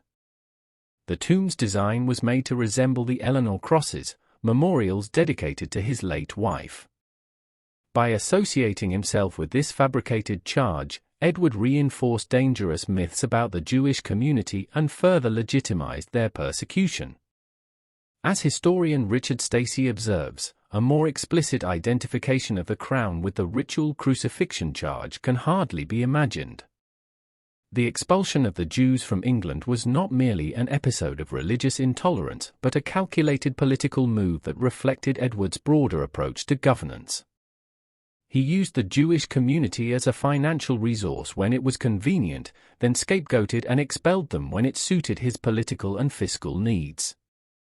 The expulsion served multiple purposes. It appeased the church, placated an increasingly anti-Semitic population, and provided Edward with much-needed funds. In doing so, he set a precedent for later medieval rulers who would use similar tactics to consolidate power and wealth at the expense of marginalized communities. The long-term consequences of Edward's actions were profound. England remained without a Jewish population for over 3.5 centuries, during which time anti-Semitic attitudes continued to fester. The memory of the expulsion shaped subsequent policies towards religious minorities, reinforcing a culture of exclusion and intolerance. Although the expulsion was eventually reversed, it left a lasting impact on England's social and economic landscape. In sum, Edward I's policies towards the Jewish population of England were driven by a combination of financial pragmatism, political calculation, and religious justification. While he initially exploited them for their financial resources, he ultimately sacrificed them to further his own power and secure funding from Parliament. The expulsion of the Jews in 1290 was not only a significant moment in English history but also a reflection of the broader medieval European trends of persecution and economic manipulation of minority communities. Administration in Ireland under Edward I. Edward I's administration in Ireland was shaped primarily by his strategic interests in utilizing the island as a resource base for his ongoing military campaigns in Gascony, Wales, Scotland, and Flanders. His governance focused on maximizing economic extraction to fund these wars, a policy that often led to the neglect of domestic administration and governance within Ireland. The impact of Edward's rule was felt across all aspects of Irish society, from the economic burdens imposed by heavy taxation to the lawlessness that emerged due to the absence of effective governance. His administration in Ireland was characterized by widespread corruption, weak institutional structures, increasing levels of disorder, and a growing cultural and political divide between the English-controlled areas and Gaelic Ireland. Economic exploitation and administration. Edward I saw Ireland not as a territory to be developed for its own sake, but rather as a means of sustaining his military ambitions elsewhere. He sought to extract maximum economic value from the lordship of Ireland, directing its revenues toward his expensive campaigns on the continent and in Britain.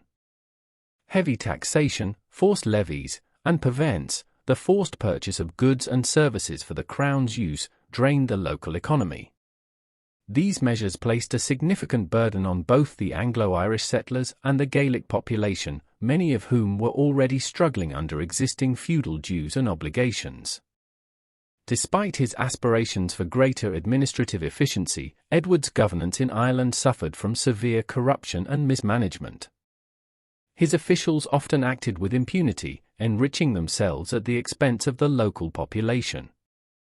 Efforts at reforming the Irish administration after 1272, including attempts at improving record-keeping, largely failed due to systemic inefficiencies and entrenched corruption. The absence of a strong, centralized administration allowed local officials and lords to exercise disproportionate power, further weakening the effectiveness of royal governance. The inability to control the growing economic exploitation led to increased unrest among both settlers and the Gaelic population.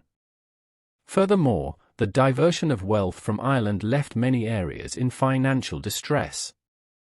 The Crown's lack of investment in the country meant that key agricultural areas suffered from underdevelopment, making Ireland a less productive economic centre than it could have been.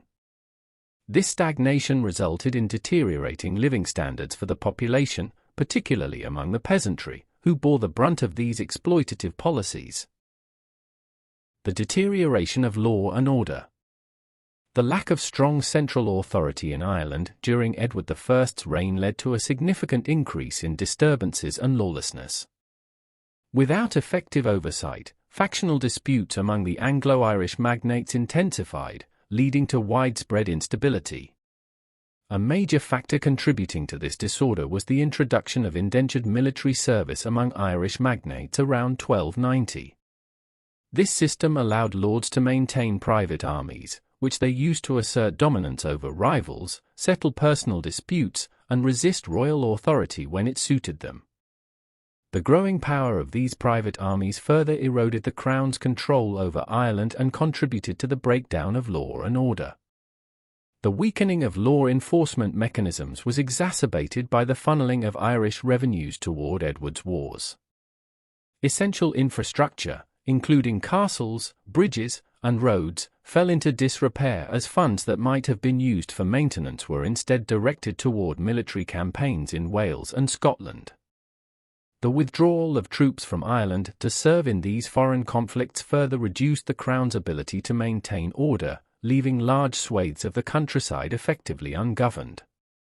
The practice of granting pardons to criminals in exchange for military service in England further compounded the problem. This policy encouraged lawlessness, as individuals engaged in criminal activities with the expectation that they could later receive clemency by enlisting in the king's forces. The absence of meaningful consequences for violent and disruptive behavior led to a rise in banditry and feudal warfare, making travel and commerce increasingly perilous. Additionally, bands of disaffected soldiers, returning from Edward's campaigns, often turned to raiding and looting, further undermining stability. Economic consequences of military policies. The heavy financial and material demands placed on Ireland to support Edward I's wars had profound economic consequences. Forced purchases of supplies such as grain, known as pavances, placed a severe strain on agricultural production. These policies often resulted in food shortages and inflated prices, which hit the lower classes particularly hard. Peasants and small landowners found themselves struggling to afford basic necessities as speculation drove up the cost of essential goods. Many were forced to abandon their land, leading to large tracts of once fertile farmland being left uncultivated. Additionally, the diversion of Irish resources to support foreign campaigns left the country unable to address its own economic and social needs. With the administration singularly focused on fulfilling Edward's war demands, investment in local governance, infrastructure, and economic development was neglected. The depletion of manpower due to the recruitment of soldiers for foreign wars further weakened Ireland's agricultural and economic stability, leading to periods of famine and hardship. These conditions were exacerbated by the continued imposition of levies and taxation, which placed additional pressure on already struggling communities. The resurgence of Gaelic Ireland. As the Anglo-Norman administration in Ireland weakened, Gaelic Ireland experienced a significant revival. The decline of English authority allowed Gaelic lords to reclaim lost territories and assert greater control over their lands. Many English settlers, left without effective protection from the Crown, assimilated into Gaelic society, adopting Irish customs, language, and legal traditions. This process, sometimes referred to as Gaelicization, saw former Norman lords integrate into Irish social structures, further eroding English influence. Edward's government viewed this resurgence with hostility. In 1277, the administration officially condemned Gaelic law as displeasing to God and to reason. This stance reflected the Crown's broader policy of trying to suppress Gaelic culture and maintain Anglo-Norman dominance over Ireland. However, in practice, the weakness of the lordship meant that such measures had little real impact. Gaelic customs, laws, and governance structures continued to flourish in many areas, particularly those beyond the reach of direct English control. Efforts to suppress Gaelic traditions only served to deepen resentment among the local population, further diminishing support for English rule. The 1297 Irish Parliament and efforts to restore order. By the late 1290s, the situation in Ireland had become increasingly dire. Recognizing the growing disorder, Edward's administration convened the Irish Parliament in 1297 in an attempt to address the crisis. This parliament sought to implement measures to counter the spread of Gaelic customs and law while also attempting to reassert royal authority over the increasingly lawless territory. However, the measures introduced by the 1297 Parliament largely failed to achieve their intended goals. The deep-seated economic and social issues afflicting Ireland could not be resolved through legislative action alone, particularly when the administration lacked the resources and manpower to enforce its decrees effectively. Many of the lands and villages that had been abandoned due to instability remained so, as there were neither incentives nor adequate protections to encourage resettlement and economic revival. The growing discontent among both Anglo-Irish and Gaelic factions ensured that opposition to English rule remained entrenched. Edward I's administration in Ireland was marked by widespread inefficiency, corruption, and neglect. While his primary interest in Ireland was as a resource base for his wars, his policies ultimately weakened English control over the island, allowing lawlessness and Gaelic resurgence to flourish. The excessive taxation, forced levies, and economic exploitation drained Ireland's resources while failing to provide the necessary governance and stability required for long-term prosperity. By undermining trust in English rule, Edward's policies contributed to the gradual erosion of the Crown's influence over Ireland, setting the stage for future conflicts. The failure to maintain essential infrastructure, enforce laws, and curb the power of private armies all contributed to the breakdown of effective rule. Edward's hostility toward Gaelic customs did little to prevent their resurgence, as the weakness of his administration rendered such policies largely ineffective.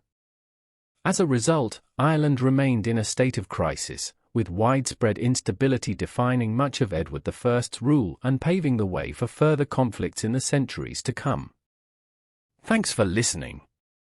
Like, comment, and subscribe to Medieval Chronicles 1066 for more journeys back to the Middle Ages. Stay curious.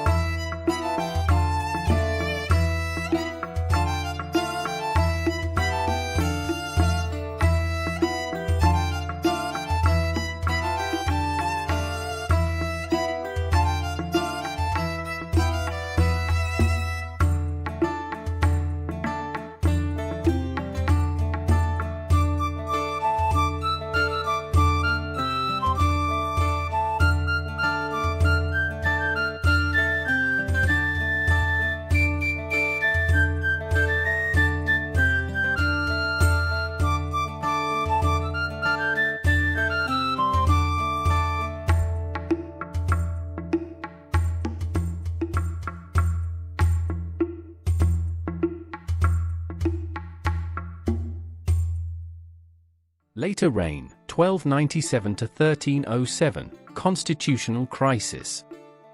During the late 13th century, King Edward I of England encountered mounting financial difficulties due to his unceasing military campaigns.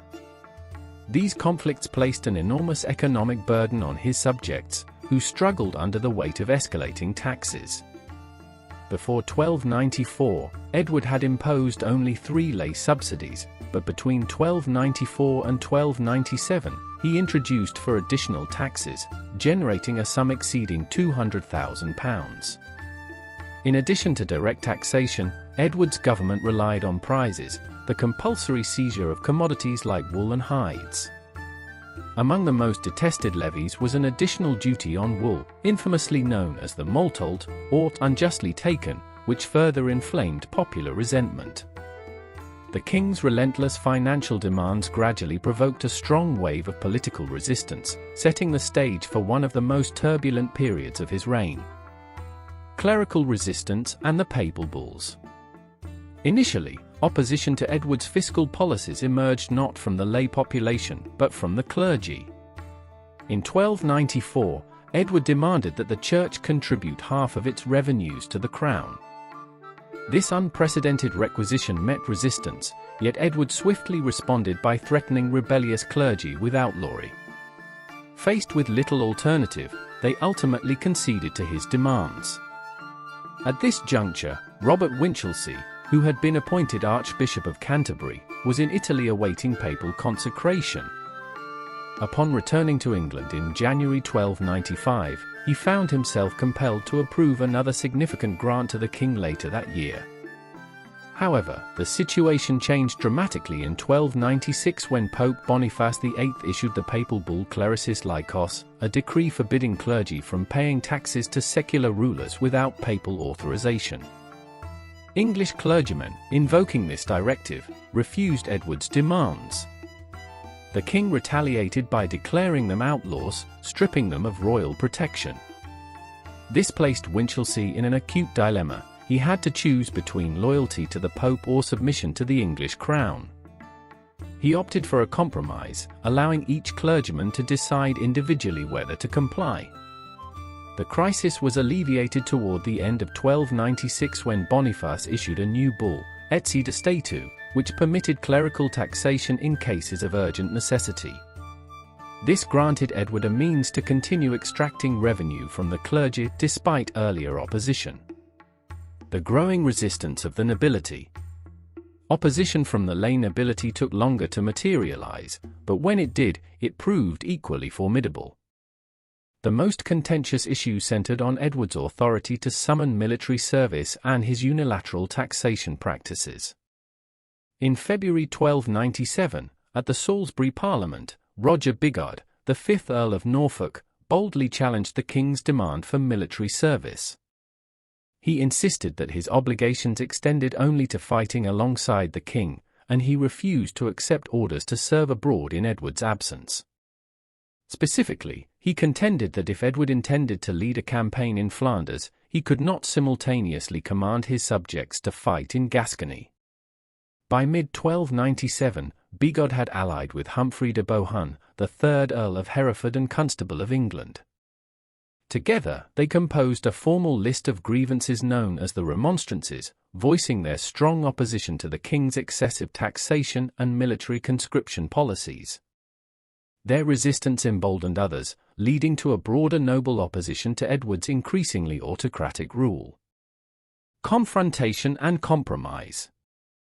Undeterred, Edward pressed forward with his fiscal demands, requesting yet another lay subsidy. However, this time he bypassed the full parliament and sought approval from only a select group of nobles. This exclusive decision-making process incensed the broader nobility and further fueled the growing unrest. While Edward focused on preparing for his military campaign in Flanders, Bigod and de Bohun took decisive action by confronting officials at the Exchequer, effectively halting the collection of the new tax. At this point, England stood on the brink of internal conflict. With Edward abroad and his military forces significantly depleted, tensions escalated to the verge of civil war. However, an external crisis intervened. In September 1297, the Scots dealt a severe blow to the English at the Battle of Stirling Bridge. Faced with a renewed Scottish threat, Edward and his nobles found common cause. To mend relations and secure support for his impending Scottish campaign, Edward issued the Confirmatio Cartarum, a significant reaffirmation of both the Magna Carta and the Charter of the Forest. This decree formally acknowledged the principle that taxation required broad consent, thereby placating many of his discontented barons. Continued political struggles. Despite the fragile peace achieved in 1297, Edward's difficulties with his barons and clergy persisted into the early 14th century. Repeatedly, he was called upon to honor the commitments he had made in the Confirmatio Cartarum.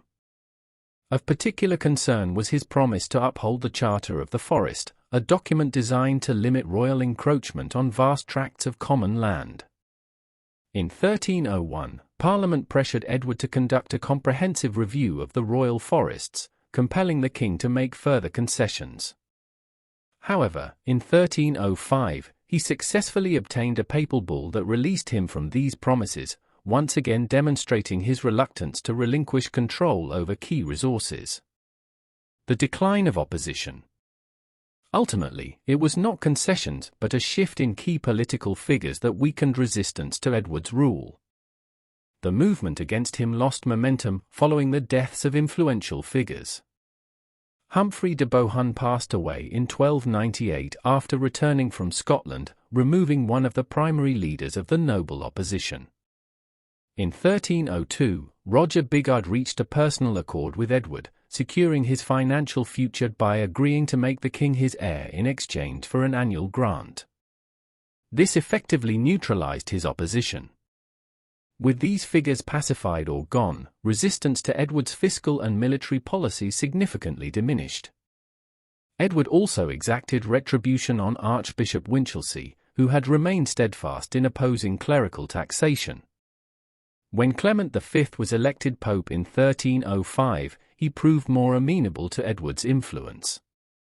Under Edward's urging, Clement suspended Winchelsea from office, eliminating one of the strongest voices against royal taxation of the Church. Edward's legacy, governance, and constitutional change. As Edward's reign drew to a close, he had largely succeeded in consolidating his authority, albeit at significant political and social costs.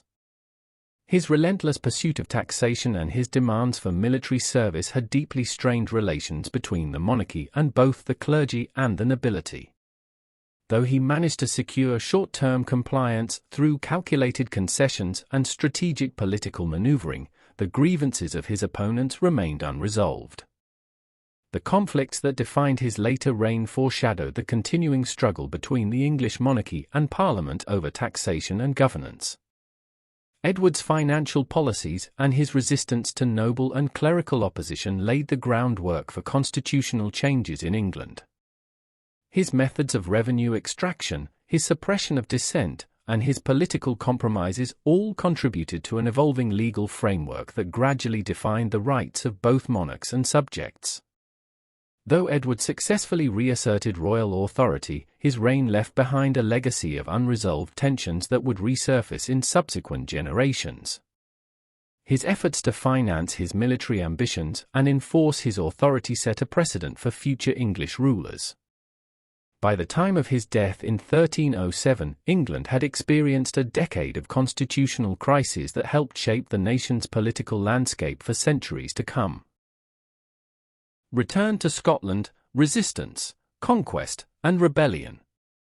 The unfinished conquest and early resistance. Edward I of England believed that his conquest of Scotland was complete when he left the country in 1296, following his overwhelming victory over John Balliol and the submission of the Scottish nobility.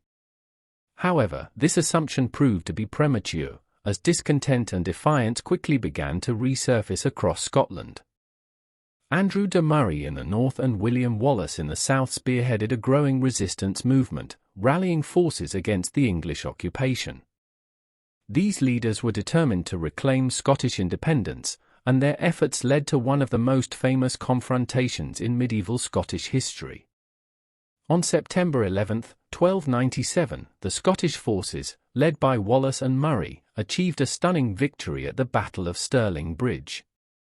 Despite being outnumbered, the Scots utilized superior tactics and knowledge of the terrain to decimate the English army commanded by John de Warenne, the 6th Earl of Surrey, and Hugh de Cressingham. The bridge itself became a bottleneck, preventing the English forces from effectively deploying their superior numbers, leading to a crushing defeat. The loss sent shockwaves throughout England, forcing Edward to take immediate action. Edward's retaliation and the Battle of Falkirk. Determined to restore English dominance, Edward returned from his military campaigns in Flanders and marched north to retaliate. On July 22, 1298, he faced Wallace's forces at the Battle of Falkirk. Unlike Stirling Bridge, this engagement saw the English emerge victorious. Edward's army, composed of heavily armed cavalry and skilled longbowmen, overwhelmed the Scottish formations. Wallace's schiltrons, tightly packed defensive units of spearmen, proved ineffective against the relentless English archers. The Scots suffered heavy losses, and Wallace was forced into hiding, resigning as Guardian of Scotland soon after. Despite this significant victory, Edward failed to secure complete control over Scotland. By 1299, Scottish forces had regrouped, and under new leadership, they successfully recaptured Stirling Castle, demonstrating that resistance remained resilient. Edward continued to campaign in Scotland over the next few years, capturing strategically vital locations, including Culliverick Castle in 1300. However, the Scots avoided direct confrontations, instead opting for guerrilla-style warfare, conducting raids and striking at English supply lines. Diplomatic maneuvers and the fall of Wallace. Recognizing the need for external support, the Scots turned to the Pope for intervention. In 1301, Pope Boniface VIII issued a papal bull urging Edward to recognize Scottish sovereignty. This request was rejected by the English crown, as reflected in the Baron's Letter of 1301, which asserted England's rights over Scotland. By 1303, the geopolitical landscape shifted when England secured a peace agreement with France, effectively isolating Scotland diplomatically. With this advantage, Edward launched another campaign, systematically subjugating Scottish strongholds. In 1304, many of the Scottish nobles, including Robert the Bruce, pledged their allegiance to Edward.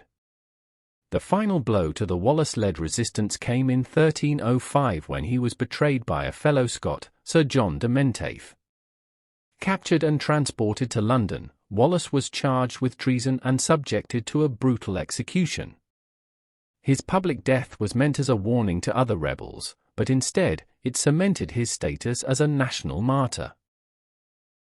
The rise of Robert the Bruce and renewed rebellion. Although Wallace's execution seemed to mark the end of organized resistance, the struggle for Scottish independence was far from over. In a dramatic turn of events, Robert the Bruce, who had previously sworn loyalty to Edward, shifted his allegiance and took a bold step toward reclaiming Scotland. On February 10, 1306, he murdered his rival, John Comyn, at a church in Dumfries, eliminating a major obstacle to his ambitions. A few weeks later, on March 25, 1306, he was crowned King of Scotland, openly challenging English authority. Bruce's actions triggered an immediate response from Edward. Too weak to lead an army himself, Edward delegated command to his trusted generals, including Aymer de Valence, the 2nd Earl of Pembroke, and Henry Percy, the 1st Baron Percy. The English response was swift. On June 19, 1306, Bruce suffered a devastating defeat at the Battle of Methven, forcing him into hiding. English forces systematically recaptured territories and executed Bruce's allies, reinforcing Edward's iron grip over Scotland. Brutal reprisals and the turning tide. Edward's suppression of Bruce's rebellion was marked by extreme brutality. Bruce's family and supporters faced gruesome fates. His sister, Mary, was imprisoned in a cage at Roxburgh Castle for 4 years, while Isabella Macduff, Countess of Buchan, who had played a crucial role in Bruce's coronation, was similarly held at Berwick Castle. Bruce's younger brother, Neil, was captured and executed through hanging, drawing, and quartering, a particularly gruesome punishment. Edward no longer regarded the conflict as a war between nations but as a rebellion requiring ruthless suppression. However, rather than crushing the Scottish resistance, these brutal reprisals strengthened Bruce's support. Many Scots who had been reluctant to oppose Edward now rallied behind Bruce. Using guerrilla tactics, Bruce evaded capture and began reclaiming key territories. His growing reputation as a leader committed to Scottish independence galvanized further resistance. Thanks for listening. Like, comment, and subscribe to Medieval Chronicles 1066 for more journeys back to the Middle Ages. Stay curious. Edward's final campaign and death. Despite his declining health, Edward remained determined to crush the rebellion. In 1307, he launched another campaign, but his body was failing him. On July 7, 1307, he died near Borough by Sands, just south of the Scottish border. His last wish was for his body to be carried into battle against the Scots, symbolizing his undying resolve to subjugate Scotland. However, his death marked a significant turning point. His son, Edward II, who inherited the throne, lacked his father's military acumen and determination, providing an opportunity for Bruce to advance his campaign. The legacy of the Scottish resistance. With Edward I's death, Bruce seized the opportunity to strengthen his position. Over the next several years, he led a series of successful campaigns, reclaiming territory and solidifying his reign. The turning point came in 1314 at the Battle of Bannockburn, where Bruce decisively defeated the English forces, securing his position as Scotland's legitimate king. Edward I's campaign in Scotland, though initially promising, ultimately failed to achieve complete subjugation. His reliance on military force and brutal suppression methods alienated the Scots rather than breaking their spirit. The continued resistance of Wallace and the strategic cunning of Bruce ensured that Scotland would not remain under English control indefinitely. Edward's enduring impact. Edward's legacy in Scotland was one of both conquest and failure. While he had temporarily imposed English rule, his heavy-handed tactics ultimately fueled greater Scottish nationalism. His inability to completely subjugate Scotland demonstrated the resilience and determination of the Scottish people. His policies, particularly his execution of Wallace and his treatment of Bruce's family, had unintended consequences, solidifying opposition rather than quelling it. Although Edward's death in 1307 marked the end of his direct involvement, the war for Scottish independence continued. The guerrilla warfare tactics employed by the Scots, the shifting allegiances of key nobles, and the perseverance of leaders like Wallace and Bruce contributed to the prolonged struggle. In the end, Edward's legacy in Scotland was one of unfinished conquest, as his long war failed to bring about the absolute control he had sought. Instead, it laid the foundation for an enduring Scottish identity and ultimately, an independent Scotland.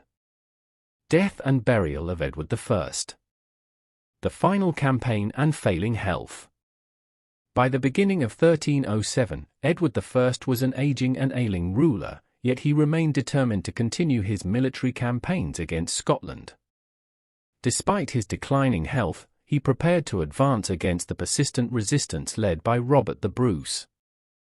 Bruce had consolidated power, gathered an army, and achieved a critical victory at the Battle of Loudoun Hill in May 1307, where he defeated Aymer de Valence, one of Edward's key commanders. This defeat only hardened Edward's resolve to personally lead another campaign to crush Scottish resistance once and for all. Though he had already begun to show signs of serious illness, Edward summoned his strength and set out toward the Scottish border. However, the strain of the journey proved overwhelming.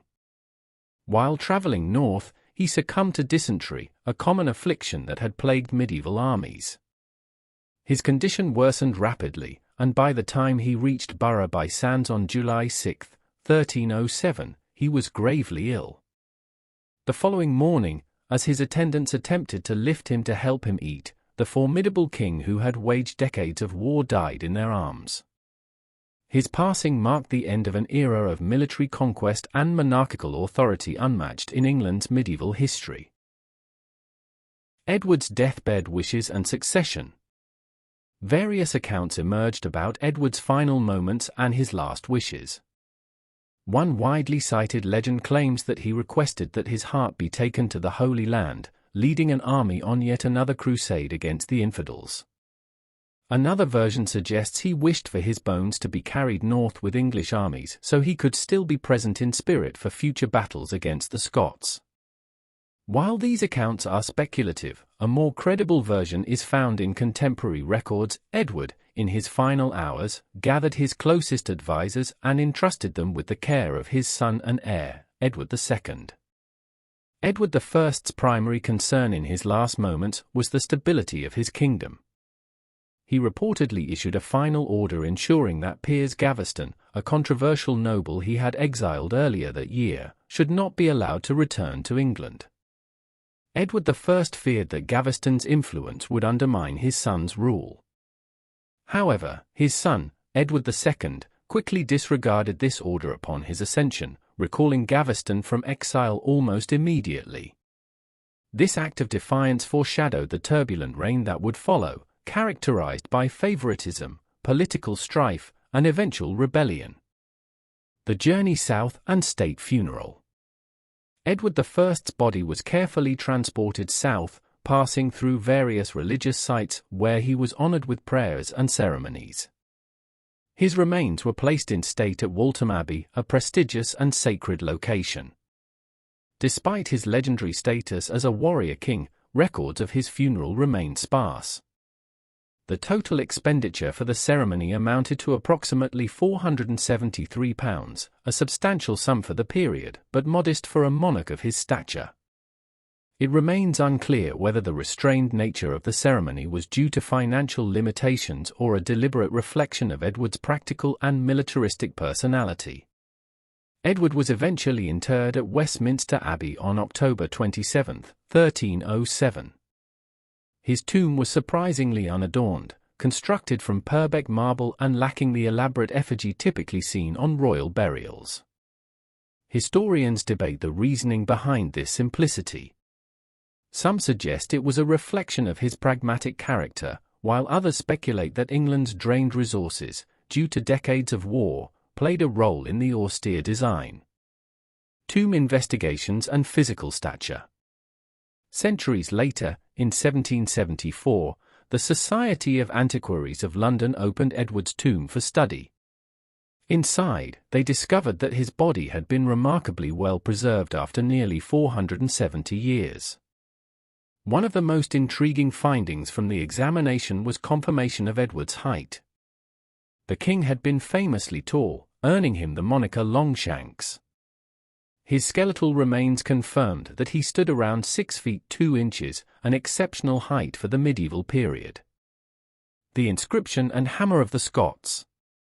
Edward's tomb bore a Latin inscription that read, Edwardus primus Scotram malleus hic est, 1308. Pactum serva, translated as Here is Edward I, hammer of the Scots, 1308. Keep the trough. This inscription symbolized his relentless pursuit of Scottish subjugation and his vow to avenge defiance, particularly from Robert the Bruce. However, the title Hammer of the Scots was not a contemporary designation. The epithet was likely added in the 16th century by John Feckenham, the last abbot of Westminster. Despite this, it became permanently associated with Edward I's legacy, portraying him as the unyielding force that sought to bring Scotland under English rule. Edward's death and its impact on Scotland. Edward I's death dramatically shifted the balance in the ongoing English-Scottish conflict. While his military campaigns had placed immense pressure on Scotland, he had failed to fully conquer the country. His son and successor, Edward II, lacked the strategic mind and leadership qualities of his father. Consequently, the war against Scotland entered a new phase that would ultimately favour Robert the Bruce.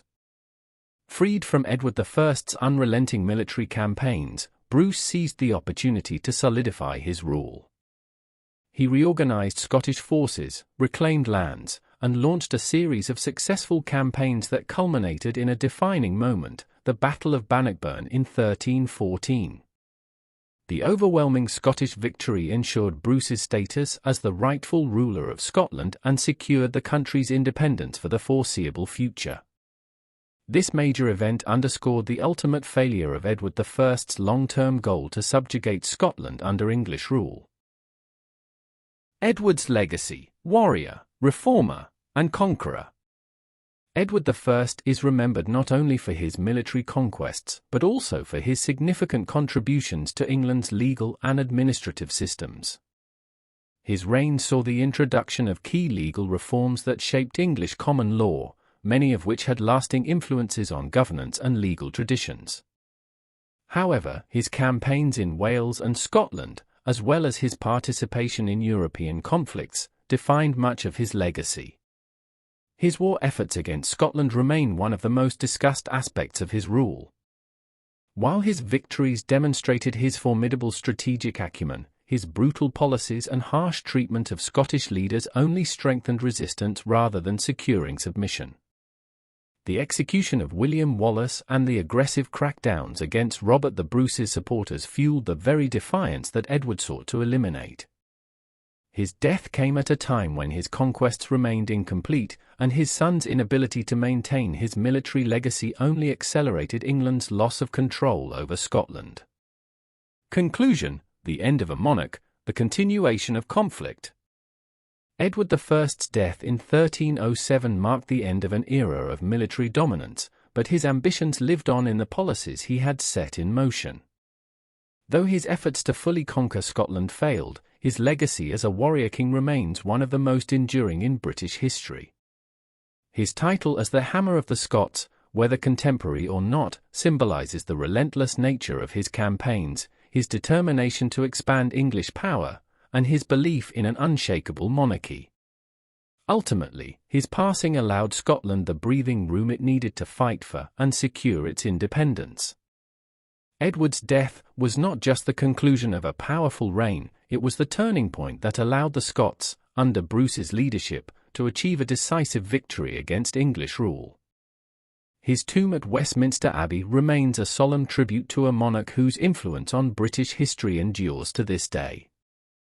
Legacy of Edward I. Early histories and perceptions. The first recorded histories of Edward I emerged in the 16th and 17th centuries.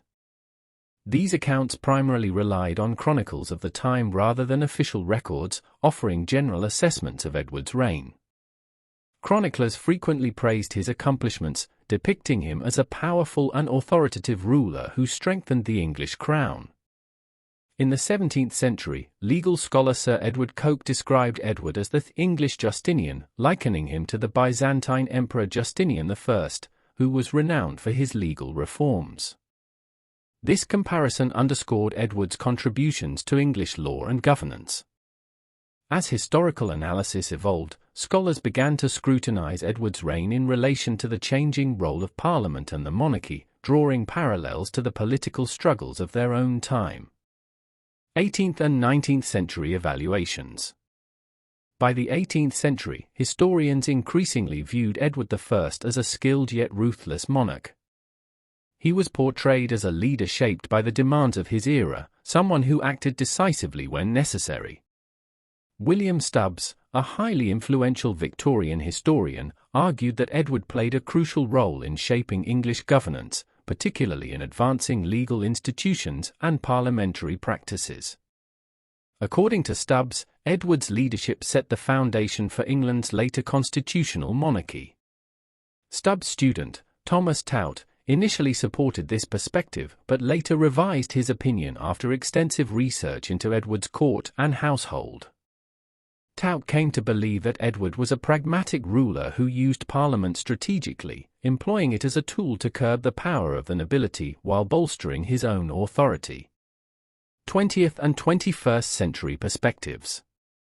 Modern historians have continued to reassess Edward I's reign, recognizing it as a pivotal period in medieval England. While some scholars hail him as one of the greatest medieval kings, they often contrast the effectiveness of his early reign with the difficulties of his later years. G. Templeman, in his 1950 historiographical essay, asserted that Edward deserves a high place in the history of medieval England. Over the past century, 3 major academic biographies have shaped contemporary understanding of his reign. F. M. Powick's volumes from 1947 and 1953 became standard references, offering a largely positive assessment of Edward's reign. Powick praised his legal achievements and commitment to justice. In 1988, Michael Prestwich published a comprehensive biography, focusing on Edward's political career.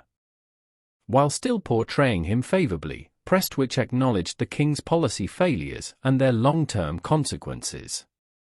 In contrast, Mark Morris's 2008 biography provided a more critical portrayal, exploring Edward's character flaws and emphasizing his role in persecuting England's Jewish community.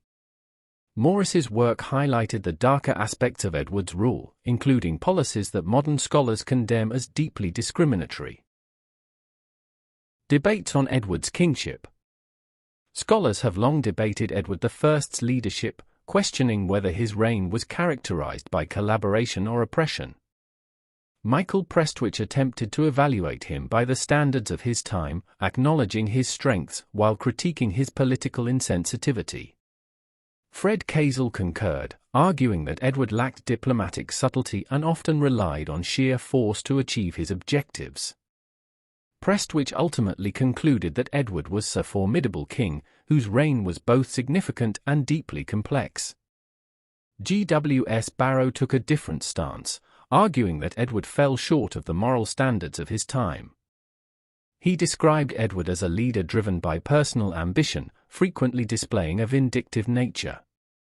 John Gillingham further developed this perspective, labeling Edward as an effective bully, but recognizing his immense impact on Britain's political landscape. Andrew Spencer and Caroline Burt provided an alternative view in 2014, reassessing Edward's role in constitutional reform. They described him as a creative and determined ruler who acted with a strong sense of moral purpose. Colin Veitch, however, raised the question of whether Edward's subjects in Wales, Scotland, Ireland, and the Jewish community would have shared such a positive evaluation of his rule. Differing views in England and Scotland. English and Scottish historians offer vastly different interpretations of Edward I's legacy. G.W.S. Barrow accused Edward of exploiting Scotland's leaderless state to establish English supremacy, reducing Scotland to a vassal kingdom. He argued that Edward's repeated miscalculations of Scottish resistance fueled deep-seated animosities that lasted for centuries. Michael Brown, however, suggested that Scottish independence was not inevitable. Edward's military campaigns could have succeeded had he approached the situation differently. Welsh historians, meanwhile, view Edward's conquest of Wales as a devastating blow to Welsh culture and identity. Arthur Davies described Edward's methods as colonialist, likening them to apartheid-style governance that marginalized native Welsh society. John Davies echoed this sentiment, noting the hostility faced by Welsh people under English rule. While Edward made some efforts to incorporate the Welsh into his administration, historians argue that these measures were insufficient to repair the damage caused by his conquests. Irish historians also regard Edward I's reign as a turning point in their history. James Lydon argued that Edward's use of Irish resources to finance his wars weakened the lordship of Ireland, while his failure to maintain stability allowed Gaelic forces to regain strength. These conflicts would contribute to prolonged unrest in Ireland, further complicating English rule. Edward I's treatment of the Jewish community. Edward's actions toward England's Jewish population remain one of the most contentious aspects of his reign. Barry Dobson suggested that this aspect of Edward's rule has become increasingly relevant to modern audiences. In 1290, Edward issued the Edict of Expulsion, ordering the forced removal of all Jews from England. Historians such as Colin Richmond and Robert Stacey describe this policy as state-sponsored anti-Semitism. While anti-Semitic sentiments had existed in England prior to Edward's reign, scholars argue that he was the first English monarch to implement an official policy of persecution against the Jewish community. Paul Hyams and Robert Moore have examined the role of the Church in shaping Edward's attitudes toward Jewish subjects, suggesting that religious leaders encouraged his actions rather than these policies stemming from widespread popular prejudice. Many scholars believe that Edward's financial motivations played a significant role in the expulsion, as Jewish moneylenders had been heavily taxed and exploited by the crown. With debts mounting and Parliament demanding further restrictions, Edward ultimately chose expulsion as a politically expedient solution. This decision solidified long-term English anti-Semitism, shaping attitudes for centuries to come. Edward's family and succession. Edward I had a large family, fathering at least 14 children, possibly 16, with his first wife, Eleanor of Castile. Of these, only 5 daughters and 1 son survived into adulthood. His only surviving male heir, Edward II, ascended the throne upon his father's death in 1307. Edward II's reign, however, proved to be tumultuous. His reliance on Piers Gaveston and subsequent political struggles led to widespread discontent, setting the stage for rebellion and his eventual deposition. Conclusion: a complex and divisive legacy. Edward I's legacy remains a topic of intense debate. While many historians acknowledge his contributions to English law, governance, and military expansion, his methods have been criticized as harsh and often repressive. His campaigns in Wales and Scotland left lasting scars, while his expulsion of the Jewish community solidified patterns of discrimination. Although admired for his strategic acumen and legislative achievements, his reign also exemplified the limitations of medieval kingship, where force and coercion often took precedence over diplomacy and compromise. Despite these contradictions, Edward I's impact on Britain and Ireland was profound. His policies shaped the trajectory of medieval England, strengthening the monarchy while fostering resistance among the nations he sought to control.